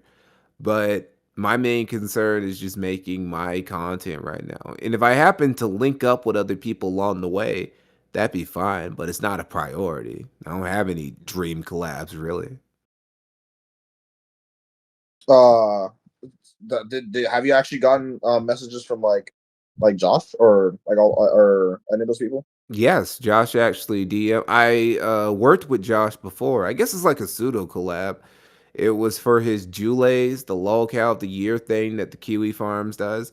I helped him with that. I made the videos, right? I edited together the videos for all of the lolcow of the year nominees for him. Who were the nominees? I don't even remember. I know who won, but Nominees were Hassan Piker, Ian and Anissa Joma, um, Bossman Jack, Styx Hexenhammer, and who's the last guy? Thor. It was the guy who was anti stop killing games. Right. oh Those guys were the fucking Thor. yeah, those were the five, well, six, because the Jomas are like a pair. But those were the slash six nominees. Do you think the Anissa? Oh shit! Wait, hold on. Give me a sec. We breaking news. Mikey, no more. You're about to witness some breaking news. Um, David, you know D4VD, has finally been arrested for the murder of Celeste Riva. What? Man, that's crazy. I don't even know why they suspected him. Like that's obviously racism. Like, what do you Obviously, mean? You just gonna arrest a guy who just happened to have an incinerator? Just happened to have an incinerator in his backyard. Arrest the guy who was dating an underage girl. Arrest the guy who, like, the blood of this girl was found in his car. Arrest the guy who was talking about carving her name in his chest and shit. How could you? not even the blood. The whole fucking body was in the car. Obviously, he was set up like Michael Jackson. They're setting him up because Yeah, they just like want to yeah, take a like black man down. yeah, like oh, it was all set up. Ignore the fact that he had like three bodyguards that were like threatening people.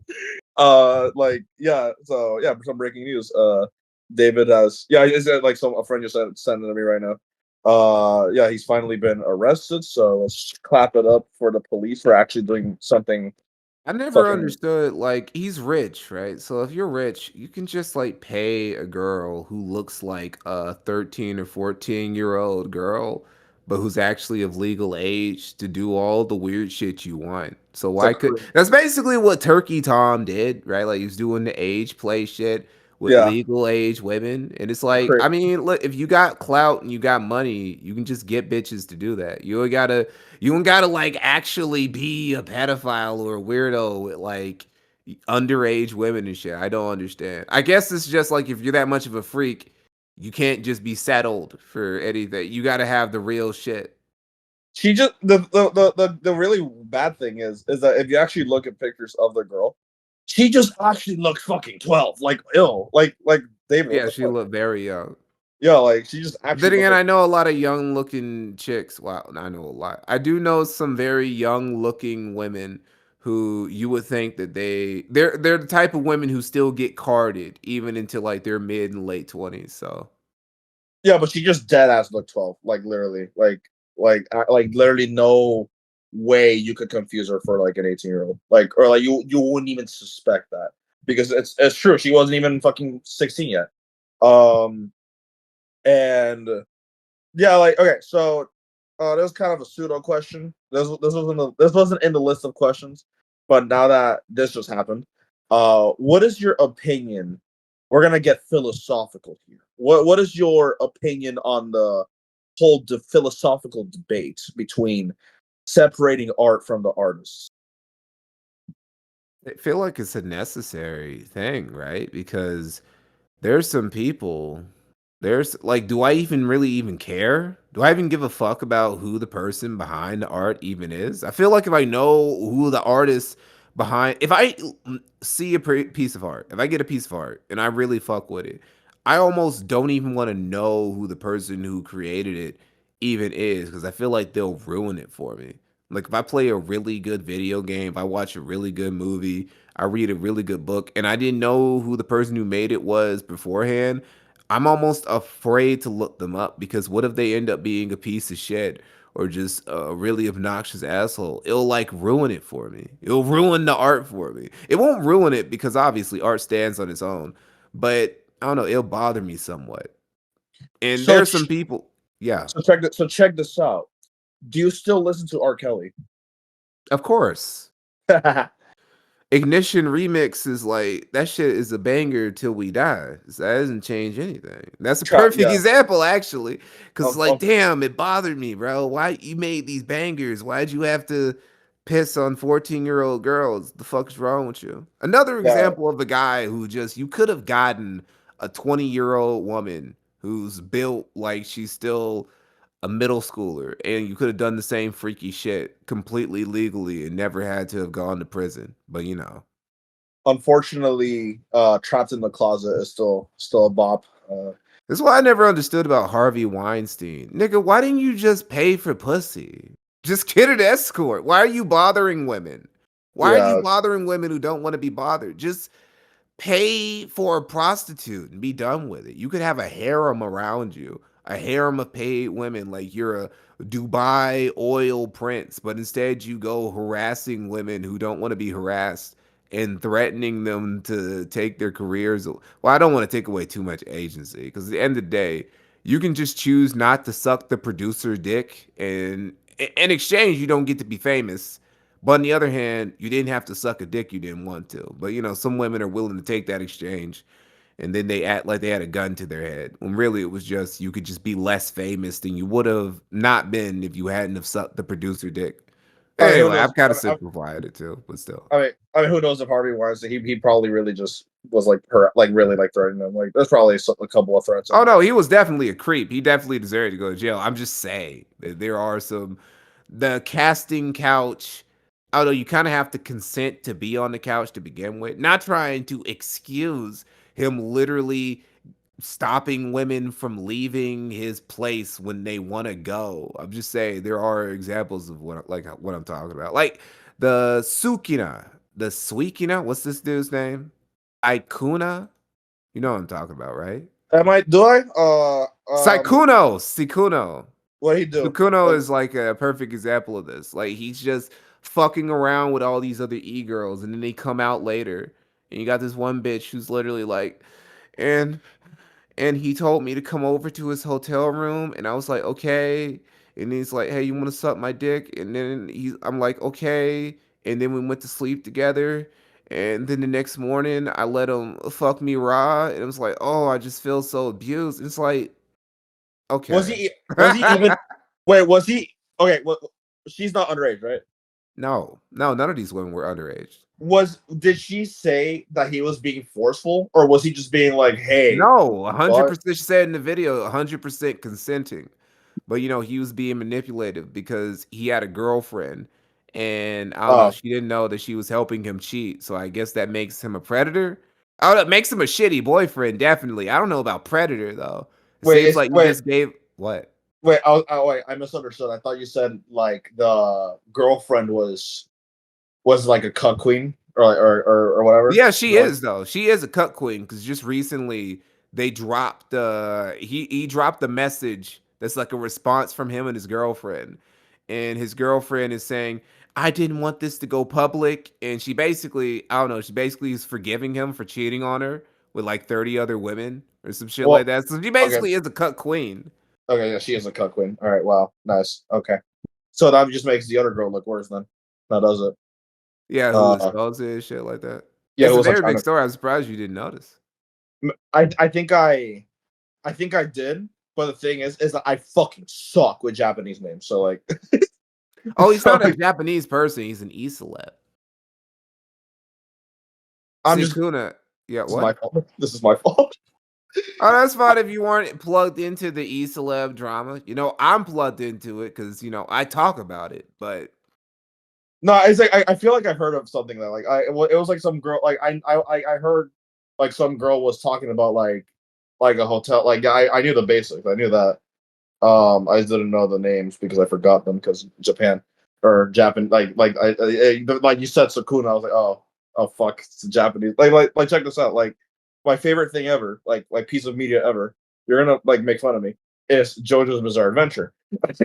um, Part four is my second favorite part. I don't know anybody's names though. It's like just by the virtue of it being set in Japan, I'm like, oh god, oh fuck, like you know what I'm saying, like so yeah, like so yeah, that just makes the other girl um look worse, I guess, because like she didn't know she was dealing with a polyamorous relationship, which the horror, you know what I'm saying?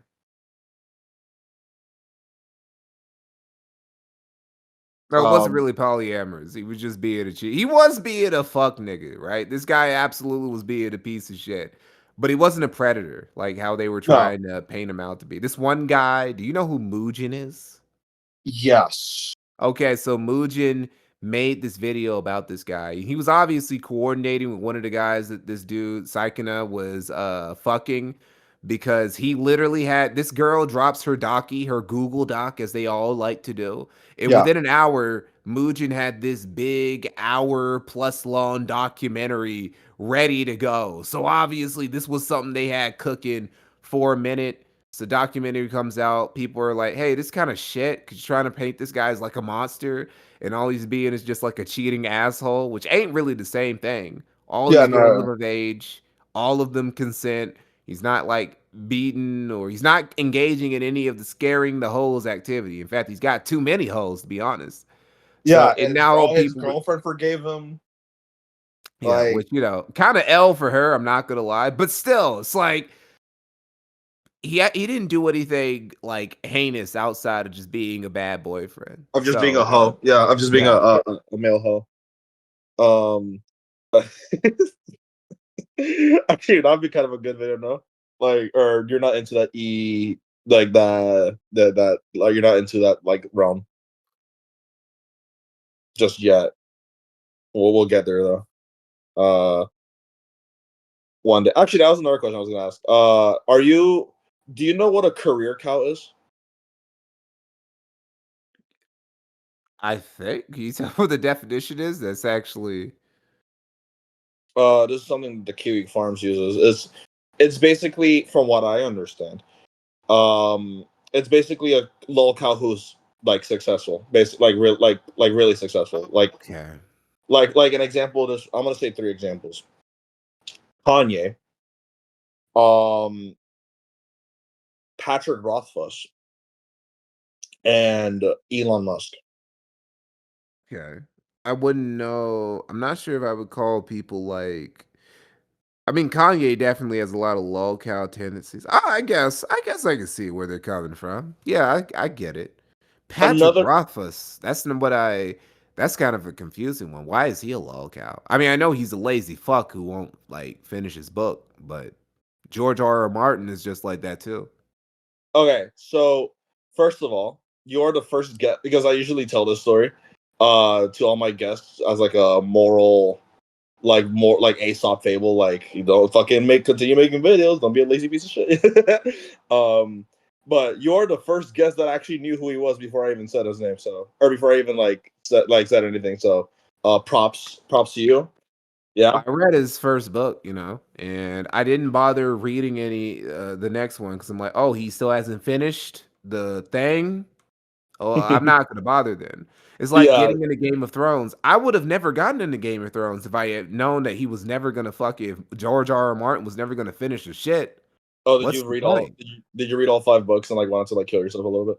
Well, no, I started reading. I got through a bit of the show. I say I got through season 3, and I'm like, well, I'll just read the books because I heard the books are better. And then, it's like we're all these years later. It's like, where's the next book, George? Where is it, bro? It's over here, fucking writing lore for Elden Ring. I'm like, where the fuck is the book? You could go on all these side quests and shit. I remember when he said he was gonna open a Game of Thrones inspired bar, and I'm like, pero papi, like, what the, where's the bar though? Like, maybe the bar's in the book. Like, what are you doing? It's all talking about this shit. Like he doesn't want anybody to finish the book after he's done. He wants to leave it incomplete. He doesn't want anybody to touch it. I'm like, if you actually think your estate is gonna respect that, you are a even Tolkien's estate eventually sold out and just like hoard out his work and shit. Right? You Yeah, don't which even have any kids, bro.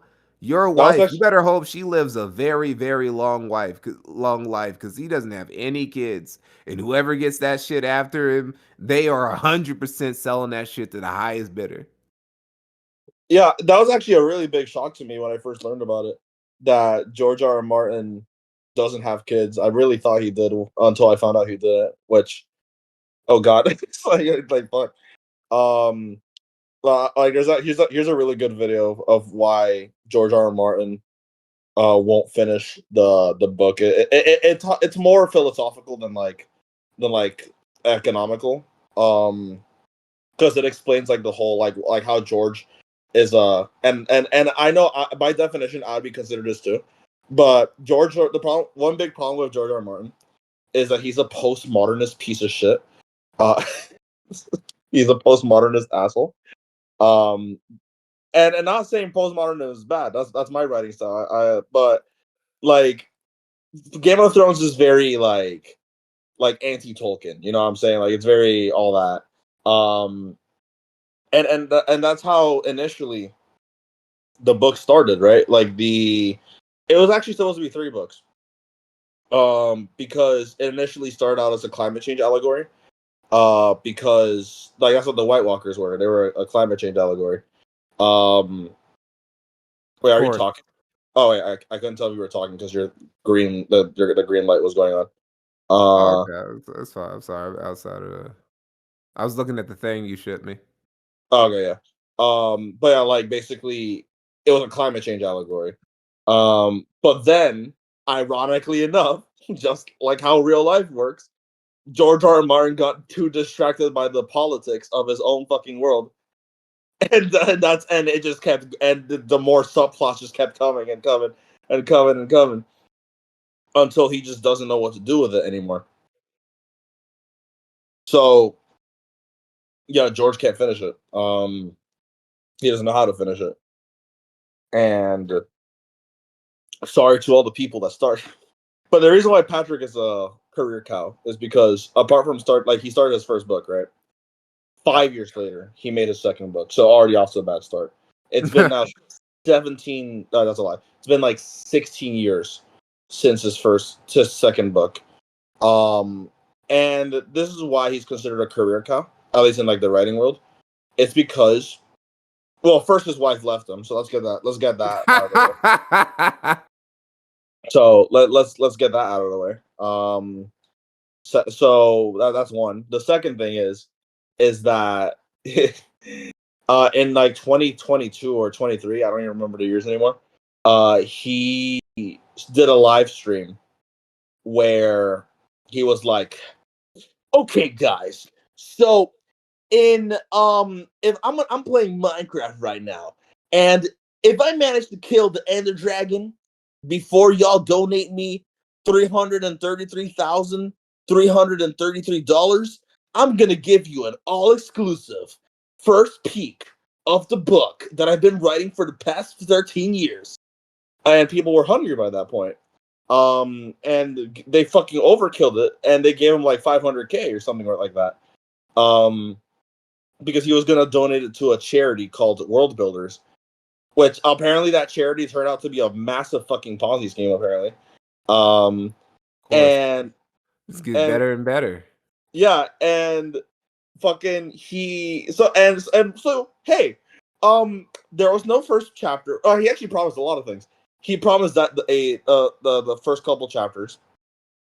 He promised a audio drama based off the first two books, and he was gonna get like big people, like some like big voice actors. And he also and he said that he was gonna do a live writing of a short story based in the world of King Killer. None of that ever happened. He just took the money and ran, and then he gave it to the Ponzi scheme. So good job. Um, he also started another thing, which was based off restoring lost media. That also never went anywhere. So that money's just fucking gone. And the third thing that he did recently, he's actually been fucking dead. Not gonna lie, I haven't heard from him in like literal years. But the third thing he did that solidified him as a lol cow or career cow is he okay. So funny that you mentioned George R. R. Martin, right? Because fucking in 2015, George R. R. Martin did a book called Rogues, where he got 20 of the best writers to make like a short story anthology. You know what I'm saying? Um, and one of the people he got was Patrick. Um, so Patrick wrote a short story in that book, which was set in the world of King Killer. So why does this matter? Well, in 2023, he was gonna announce a book, and then people were like, "Holy shit! Oh my god! Oh, oh!" You know what I'm saying? It was like the third book. Finally, god damn! Guess what it was, Mikey? What do you think it was?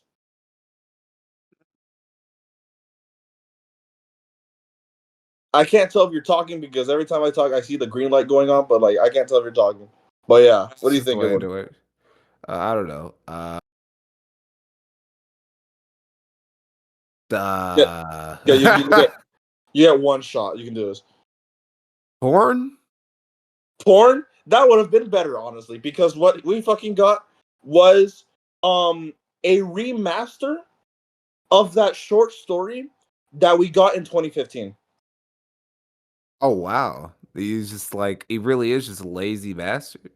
Yeah. No, honestly, I would have rather seen fucking King Killer porn like from him. That would have been funny shit. Um, but no, like literally, it's just a remaster of a work he did like in 2015. Like, no, it's fucking crazy. And he's been dead ever since. I haven't heard from him in a while, so that's why he's considered a career cow. Another example of a career cow, one that you might actually know. Oh, you knew Patrick. I'm so mean. What the fuck? One that you probably heard of is Chuck Wendig. Yes, actually, yes, I do know who Chuck Wendig is. Yeah, he's an example of a career cow because a lot of people say that Kathleen Kennedy and J.J. Abrams and Ryan Johnson ruined Star Wars, which is true. But Chuck Wendig was actually the first person to like stoke the flames of like the Star Wars fandom and like why all of these fucking like factions exist, like the Phantom Menace and the like he was actually the first person to do it because uh I don't remember exactly what he did, but I think his book of Star Wars, apart from it being shit, it had a lot of neo pronouns like CSIM, like Caesars, like some straight some straight nonsense. You know what I'm saying? And Hmm. people were like, "What the fuck? What the fuck is this piece of shit?" And then he just started like harassing people, and that's so yeah. He was actually the first person to like kind of stoke the flames of the and that created a domino effect, and look where we are now. And yeah, so yeah, so Chuck Wendig was actually kind of like, so yeah, that's a career account. So my question is, would you ever make a video on someone really on like like a basically a list celebrity like that? Sure. It's actually had an idea that I've had before. It's like a pseudo A-list celebrity. Again, this is related to the thing I said before about the guy who's is in prison right now. So Mm. Is he it's an A list? actually what you say? Is he an A lister? I would actually say at his peak he was above like the majority of A-listers in the country. And Like he's in it's prison. He's in yeah, prison right now. he's in prison right now. But he was very he had a shot of being like let me put it this way. He had a shot of being president, right? This guy. Genuinely. Oh, hold on. All right, I'm gonna send you another name, and you don't have to say yes, but at least tell me no if this isn't the answer. Uh, is it this guy?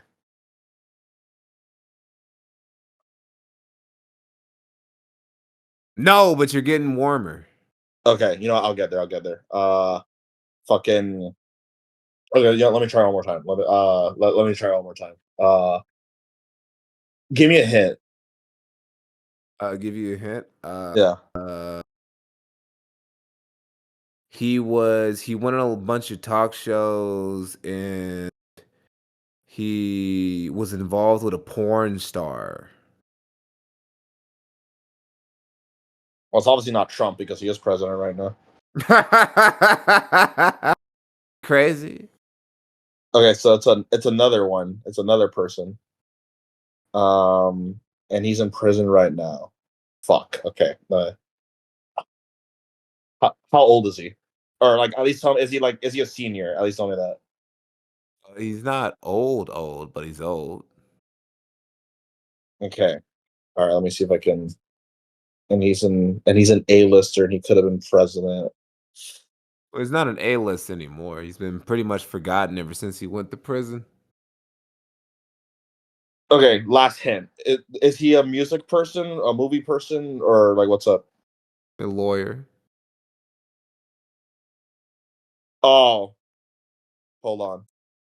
Okay, but he's still in prison though. That's what you said. Okay, it's not. Yeah, it's not Nick Rekieta because he's not out of jail. Labor Canada was never gonna have any shot of being like president. Okay, hold on. Uh, you know, hold on, let me look this up. Let me see if I can find him. I'm not gonna say it and on the stream or like on this video. I'm gonna like so that's gonna like create mystery. But let's see, lawyers that fuck that is in jail right now. All right, let's see who. Damn, are there? Fuck, I don't even know any good examples of uh like celebrity lawyers. You know what I'm saying? Like rock star lawyers like that. Fuck. Okay, I don't know actually. Okay, That's lawyers fine. that You can just it's not that big of a deal, bro. I know, but like now I'm curious. You know what I'm saying? Is that gonna be the after the quartering video?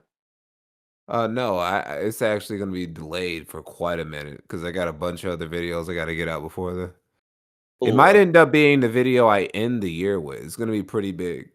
It's ooh, going to my big bangers, the super duper bangers that take over 2 hours, those are ones try and space out, right? Like, it's yeah, gonna yeah. be significant space between, say, the Gamergate video and other videos around it. I can't put 2 plusers, especially not 2 3 hours or more right next to each other. Then I wouldn't be able to put out videos, appropriately. Oh, okay. You know what? Like one of these days, like in like maybe even 3 months, I might just text you a name and then let's. Okay. Mm. So last question, and then we can finally call it a day or a night. Uh, so I usually ask these to the some of the more artistic guests, and given how you just said that you wrote a book, I'd feel it fair to ask you. I think I've asked who did I ask this question to? I've asked the last guy, Kino here. He was pretty cool. Go sub to Kino you, Mikey, and also and whoever's gonna watch this. Um, and yeah, I asked this to Kino. I actually also asked this to Strange Vehicles. And of course the Manticore. Um, so would you ever be interested in doing a artistic collab with moi, with me, with your boy, Red I don't Fest? even know what you do, to be frank with you, brother. I don't know what you do outside of this podcast. You said a comic. I don't even know what the comic is. I wrote a book. Oh, you wrote a book? Yeah. Okay. Let me actually send you it. Yeah, because I just, also these interviews are just me trying to get people. uh, well, let me just send you that real quick. Um, okay. Why am I sweating? Oh, gross. Get out of here.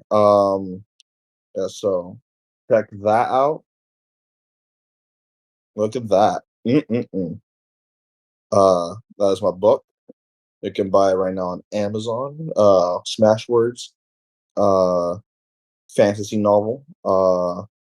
Yeah. So that's why. That's why. So yeah, I have a. That. So yeah, that's why I'm asking the question. Like, would you ever be interested in doing an artistic collab of sorts, like a like a comic book, for example? Like Maybe another one, in the not the one that future. I'm doing, not the one that I'm doing right now. Like some other one. It's not on the docket right now, but I would never say never to any sort of, creative opportunity or something like that. Maybe in the future. Yes. So that's good. That's pretty good. Yes. Yeah. A part of the reason why I asked you that question earlier was just for me to ask this question, but I also was just genuinely curious if you were just actually thinking of just making a comic just to fucking prove, like to the comic skaters that it was that easy. Like, like no, because generally like 5 years, bro. Ethan. Actually, is your boy like? Actually, let me look up your boy, fucking Zach's comment. Zach Meyer, uh, comic. All right, his name is Zach Meyer, right? I'm not getting my shit confused. No, his name is Richard Meyer. Oh, Richard it was. C. Meyer. Oh, it was Richard C. Meyer. He's German, huh? Interesting. Richard C. Meyer comic book. Let's see. He's not even a. He's not even a comic artist. Oh, he is. Is it? No, he's not even one. Cause like he only has like no, he's not even one. He panic. Okay, I think I found it. Is it? Did you talk about panic? Panic them Damn. pandemic. There we go. Pandemic? Oh no, I didn't talk about any of his comics except Jawbreakers because it was relevant. Oh, okay. I actually had it. Okay. So like because yeah, like oh yeah, I guess he would kind of be another example of someone who used to be kind of successful for fucking like oh that's not even the same guy. Never mind. I thought that was someone else. Uh Okay, no, that's not the same guy. No, yeah, Richard Myers a nobody. He really was just a fucking yeah. He's just a comic reviewer. Like okay, Jawbreakers. I found it. Uh, yeah, it's just cape shit. It's just a thunderbolt. You know what I'm saying? Like it really Basically, was it even good? was what? Jawbreakers. It was thoroughly all right. It's nothing special. Definitely uh, not worth the amount of money that it made. But again, it's like Nurkic said, you're not buying a comic skate book for the comic. You're buying it to, dunk on the SJWs and support the people. that you want to support. Has nothing to do with the quality of the comic. Just culture war. And this is why I always thought it was weird why people get on Eric July for allegedly doing this, right? They keep saying Eric July, he makes money off dopes who just want to buy his comic because of culture war shit. It's like, bro, that's what you all do. Also, how do you even know? How can you even be sure that a comic is even good from a creator until you've bought a product for them? Until they put out a product for you to test, right? It's one thing somebody like Ethan Van Sciver or another former comic book pro. Those guys actually have a bibliography that you can judge their shit by. But for a new comic artist, right? Like or a comic writer or whatever, you have to wait until they put work out there before you can judge them by form of work. So you kind of have to just go off their personality and shit. It's like Corey Kenshin's fans, they didn't know how good or bad his comic or manga or whatever was going to be until they got it for the first time because Corey's never made any shit like that before then. Yeah, but they were gonna buy from Corey because Corey is a not in a bad way, of course, because I'm a Corey fan myself. Cult of personality, as they say. Yeah, so Uh, it's like it's the same shit. It's like you're buying it for the personality. You're not even really buying it to dunk on the SJWs because there are tons of people who advertise their shit as dunking on SJWs and they don't get as many sales. They were buying it specifically because your boy Zach needs me. He needs my money. yeah, and also from the little I've read of Eric July's shit, he's not really that political. But No, it's not. literally the closest like he himself is political, but like the actual comics are really not. Literally the closest thing that you can get to him like inserting his like anti anarcho capitalist views is when he said, because apparently there's a real world building detail in the fucking comic. Texas, it's its own country. And all the firefighters are privatized, and all of the police are privatized. Like literally, yeah. And that I'm like, okay, Eric, we know what you're trying to do here. You're a Texas supersedist. That's not even a word, but you know what I'm saying. But apart from that, like, no, there's not really anything like uh there's not anything like too crazy like crazy political messaging. So again, I don't understand Well, he what. was against that. He was against putting like overt political messaging in your shit. Obviously, you have a little bit of that because politics are just reality. And you're gonna put them in your world building. But he was always anti that, so it wouldn't make sense for him to put it in the book, even if it is his politics. Yeah, so it's so interesting how the Comics Gate people are saying that he's doing that even though he's not. Like it's Well, like, they're liars. yeah, That's the thing yeah. about they're just giant fucking liars, and they always have been. Which is why I don't even take them seriously because I know they're bullshitters. And that was the thing that got me when I was making the first Comics Gate documentary. How much of this shit was just them lying about everything all the time and gaslighting their audience and whatnot. And yeah, like you know what? Either you or me are gonna do it, but somebody got to do it. Like I think it'd be kind of cool to do.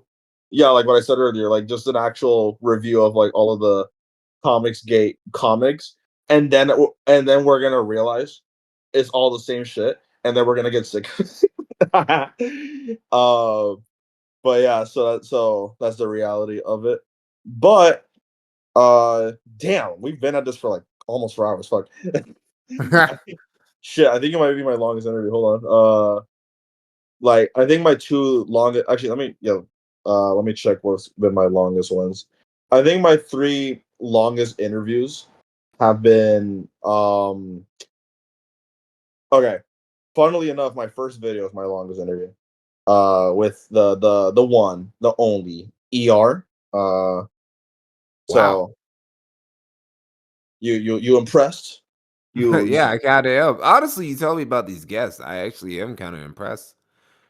yeah, he was my first ever interview. ER. I was actually impressed with myself. I was like, damn, I fucking Well, I not. guess it is just a case of if you just ask somebody, they might say yes, because that was basically you. You just asked me, and I'm like, "Oh, hey, Yeah, sure." no, no, Sure. I yeah, like I generally don't do anything crazy. The only person I had to pay for was just a robot, and that turned out to be the worst fucking mistake ever. Wow. All right, that's kind of an L, buddy. Only guy you had to give money to was Jar, bro. Yeah, and that was the worst fucking mistake ever because look what happened. Imagine getting Big Bungie and ER for free and then paying for just a robot. You got ripped off, buddy. You got fucking. What was he even like? Why'd he ask you to pay him? It's not that I paid him because he asked me to. It's because sometimes when I ask for like I message a lot of people, right? And sometimes I use Patreon because I would think that's easier. Um, but literally all of the people that have said yes to me have been because of fucking Insta or Twitter. Like they've never been because of Patreon. So like so Okay, so you sent him some shit over Patreon, and that's how yeah, I sent him a message on Patreon. And that he's the only person that said yes through Patreon. Everybody has said yes through Twitter. So like, what am I even fucking paying people for? But check this That's a out. good idea. I would recommend not doing like if somebody were to ask me for an interview and they were to do it to a super chat, I would say maybe and then not do it unless it was like insane. If they send me like a 50 to $100 super chat. They sent me $100 super chat, then yeah, maybe I would say yeah. I'll probably say yeah then. Definitely give me $100 super chat, some shit like that. But otherwise, it's just a weird way to ask somebody. Just like give them money, I feel. It's better to just ask somebody plainly. I'd be way more likely to say yes, like I said yes to you, if somebody were to just ask me out of the blue without giving up anything. Because maybe if I'm just free for the afternoon like I was, for this, sure, why not? Fuck it. Yeah, that's how I got all these people. Funnily enough, like I got ER because I just asked them. I got Rags because I just asked them. I got Appabend because I asked them. I got Crimson Road because I asked them. I got Vito because like I asked them. Um, just a robot. I had to pay him. That was my fault, but like you get the idea. And again, worst mistake ever because you know the drama. Like this is your fucking thing. Yeah. You know what happened. But you didn't know that I was involved in it because um okay, so for context, I was interviewing another guy named Kulia. Um I don't know if you know him. He's like a growing channel. He does like a lot of music stuff. He makes those a guide to videos. They're funny as fuck. But I was interviewing Kulia, right? Uh actually no. All of this started because I got him for an interview, of course. And then I got like a bit later, I got Weekend Warrior. Um Weekend Warrior, I like in the first couple of seconds, just a robot crashed the interview and just said, and he was just saying, "Oh my god, you got Weekend Warrior," and he just left. I was like, okay. Then I was interviewing Kulea, and then he did it again. He interrupted my interview, and I was like, and he actually stayed for like a good 20 minutes. So then I was like, wow, that's kind of rude. But you know what? I feel like I could use this to my advantage. I was like, hey, why don't I make a new podcast with just a robot called Red Steel? Because I'm a superhero, as you know, called Red Feather, and he's a robot. So, Red Steel. But then guess what? A day after I thought about that idea, he does that. So fuck me, I guess. So and the thing, and I actually had to call him too. I like it somewhere in my archives. I have a call with him of just me rinsing him about like the whole, you know, that defending Cine Bear. Yeah, like, I was gonna upload it, but I was like, you know what? You should have uploaded it, bro. You should have just like gone. It was such a great time to go at Jar, bro. It was such Honestly, easy content, you bro. know, You I'll would have still, you know, feasted. I still might upload it. Because even today, people are still making documentaries on I Jar. mean, I'll you might still, as well. As people would actually I feel like if you were to even though it's been a while, people would be like, "Oh, hey, I remember this drama." the reason why, another reason why I didn't upload it is I felt like I went too soft on him. Because that it was like just starting out, but now we know like Oh, you know what I'm Oh, saying? yeah, Now we he know. was a complete retard. Just Yeah, like complete retard. yeah, like now we just know everything. So I'm gonna have to preface the video, like have a warning that says this was uploaded like literally fucking this was recorded like literally the end of 2024. So like if I seemed too lenient, that's because I really was. But now if I would have done it now, I would have just like call him slurs or something. I don't know. That's not kidding. I would have called him a clanker. Cause just but no, like but not seriously like that. Like ew, like you know what I'm saying? Like the only person that had to like, and he's my shortest interview too. Like all these are like 2 hours minimum. You know, guess how long he was? So even 30 minutes? Okay, not that bad, but 55 minutes. Oh, okay. But like, damn, bro, like it's like damn. Well, it's because you paid him first, so he felt like his time was premium. See, when somebody just asks you, when you just ask somebody and they come on, like me, just because, I'll stick around for like 3.5 hours just because, I think the conversation is fun or whatever. We were just chilling. But if you were to pay me, well, then I feel like, well, I don't know. I feel like I've given him enough time for that little pittance he gave me. Wow. Okay. All right. Fair, respectable, kind of fair, I guess. I mean, this wasn't. I mean, even though this wasn't an interview, this was low key just us kind of shit talking. This is like shit talking for like 90% of it. That's So fun too. yeah, that's really yeah. But yeah, check us out. Like, I got Mike Miller. I just asked him. Big Bungie. I just asked him. Weekend Warrior. Oh, you Um, got Weekend Warrior too. yeah, that's what I was talking about. Like fucking Just a Robot interrupted Maybe that. I should try this shit. Maybe I should just like slip into the DMs of some big YouTuber or whatever and just ask them, "Hey, what's up?" See what Oh shit! happens. There's actually been people that rejected me. Do you know who's people like outright rejected me? Guess who was one of those people? Who? Dark Viper AU.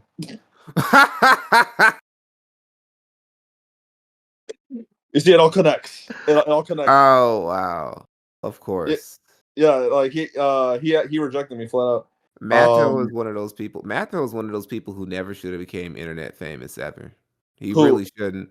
who Dark You Viper? know, yeah, Matto could not handle being internet famous ever. It got to his ego. He actually thinks this shit means anything.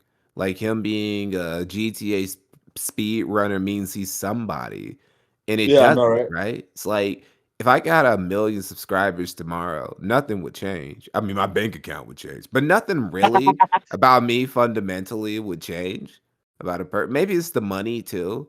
I don't know, he's got like big britches just because he has a big subscriber count on YouTube. And it's like, bro, you're still the same asshole you were when you were just like screeching at people on the speed running forums and shit like that. Yeah, no, like I actually need to watch that your video on him because that's like the latest example of him, of like the latest one I could think of, like of someone making a documentary. Only reason Fuck. I made that is because I hadn't seen somebody talk about him recently, and there was some recent drama about him that Okay. make it worth covering. Okay. I'm Yeah. There we go. surprised. Um, Another person who rejected me, and you're gonna laugh at this. I'll tell you two people that rejected me. One that I remember rejecting me was Super Eye Patch Wolf. I remember he said no to me. Oh wow, Uh, huh? I'm surprised. Yeah, he said no to me. And kind of sad, but it's respectable. Respectable. So sometimes his content clearly takes fucking forever to make. So like, Yeah. yeah, so I can respect it. Um, uh Someone else that just flat out said no to me, like flat, because there's people that don't respond. I would rather get rejected than like you know what I'm saying, like than like get ghosted. Like I would rather that. Another person that flat out said no to me was Matan Evan. Oh, Matan. Yeah, Wow. yeah. I'm actually surprised he even responded at all. uh and this was when I was first starting out, like Oh, was I he didn't even. cool about it? Was he cool Yeah, about it? yeah, no, he just said like no, he was just a busy guy, which he kind of is. Like look at the fucking shit he be doing. Oh yeah, let's see. But yeah, like and you know what? It's fine. How did Dart Viper reject you? I just friend requested him on Discord, and I was just like, hey, and I just do my typical spiel, like, hey, what's up? I'm a big fan, blah blah blah. I wasn't a big fan of him. Okay, okay. So for all these people, I am actually fans. I'm a fan of you, of course. I've been watching you for a bit. Um, but yeah, like all these people, that I got, I am actual fans. I am actual fan of these people. There we go. There are some times where I just lie, because like, um, clout. But like 95% of the time, I am actually fans of the people that I talk to. Uh, Dark Viper is not one of those people. I just wanted the big name. He was actually very respectable though. He just said like, nah, I'm gonna have to respectfully decline. But I guess good. But in retrospect, I dodged a bullet there, is what because I asked him before before he became a loca. So yeah, there's a lot of like retrospects in there. Um, I got Toastify, Willie Oh, Mac, Willie Mac, um, Kulea, Christ. Yeah, I got Jesus. I'm sitting out here. I got some. I got a musician named I got a musician called Christ. I love Christ. I love his music. Then, if you check my channel, you're gonna notice a lot of like weird videos. It's because that's just music. I make music too. It's not good music. Like let's get that away. It's not good, but you know I do it for fun. Um, then there was a solid. Then for the entirety of 2025, I got nothing. Just I didn't get anybody until the end. I got a musician named Chris Casey, absolute peak. And then I just got a lucky streak all of a sudden in 2026 because I got fucking Manticore, who's one of the biggest analog horror creators. Trevor Roberts, who made the Flesh Pit thing. Maybe you've heard of it. Then I got Kino Flex. Not a big channel, but I love Kino Flex. And then most recently I got some guy named Mikey No More. I don't know if you know who that is. no, sounds like a fucking loser, honestly. Really? Oh damn. Okay, that's kind of yeah. Damn. Kind of just And he first name. makes shit content. Okay. I heard You he's know, gotta black go. too. The fuck? Imagine having a total N-word moon cricket on your shit, dude. It'd be crazy. Just from that name, you already like you just assumed he was black. But yeah, so I had a lucky streak, and all of those people that I just said, um, I like Chris Casey, Manticore. I just asked, I literally just like asked them, like, so yeah, you're right. Maybe Patreon does suck. Maybe Patreon really is not the way, to go. Um, but yeah, so but yeah, that's how that's the history of this channel. You soon are going to see some actual real videos from me, uh, and whenever that may be, because most of my video topics are low key endurance tests. Like it's literally just you want me to tell you some video topics? I want to tell you some video topics. Literally, check this out. Um, exploring directors' first shots at stardom. That's me watching 20 films. It's like 20 debut films. Um, Dean Blunt explained. That's me listening to like 15 albums. Just like right there. Um, freaking. Oh, here's a good one. Uh, discography deep dive. Odd Future. Now, notice how I said Odd Future. Do you know how much albums that is? No. That's like 80 albums. Wow. Yeah. So, and that's not like all of the video topics I have here written are just endurance tests. It's literally just me watching like 20 movies or like 10 movies or like reading an entire book. I can't read. Like that's like it's just I even have one here that's like I even have one here called watching 25 indie animation series till I become enlightened because the joke is like indie animation is the best, right? Like we were just talking about that.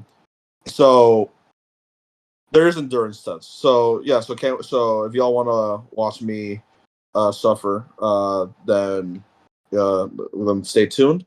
And yeah, that's conclusion.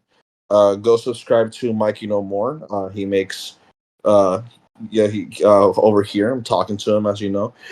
He makes Right ex- here. yeah, he's right here. He makes excellent content. Really funny guy, really informative.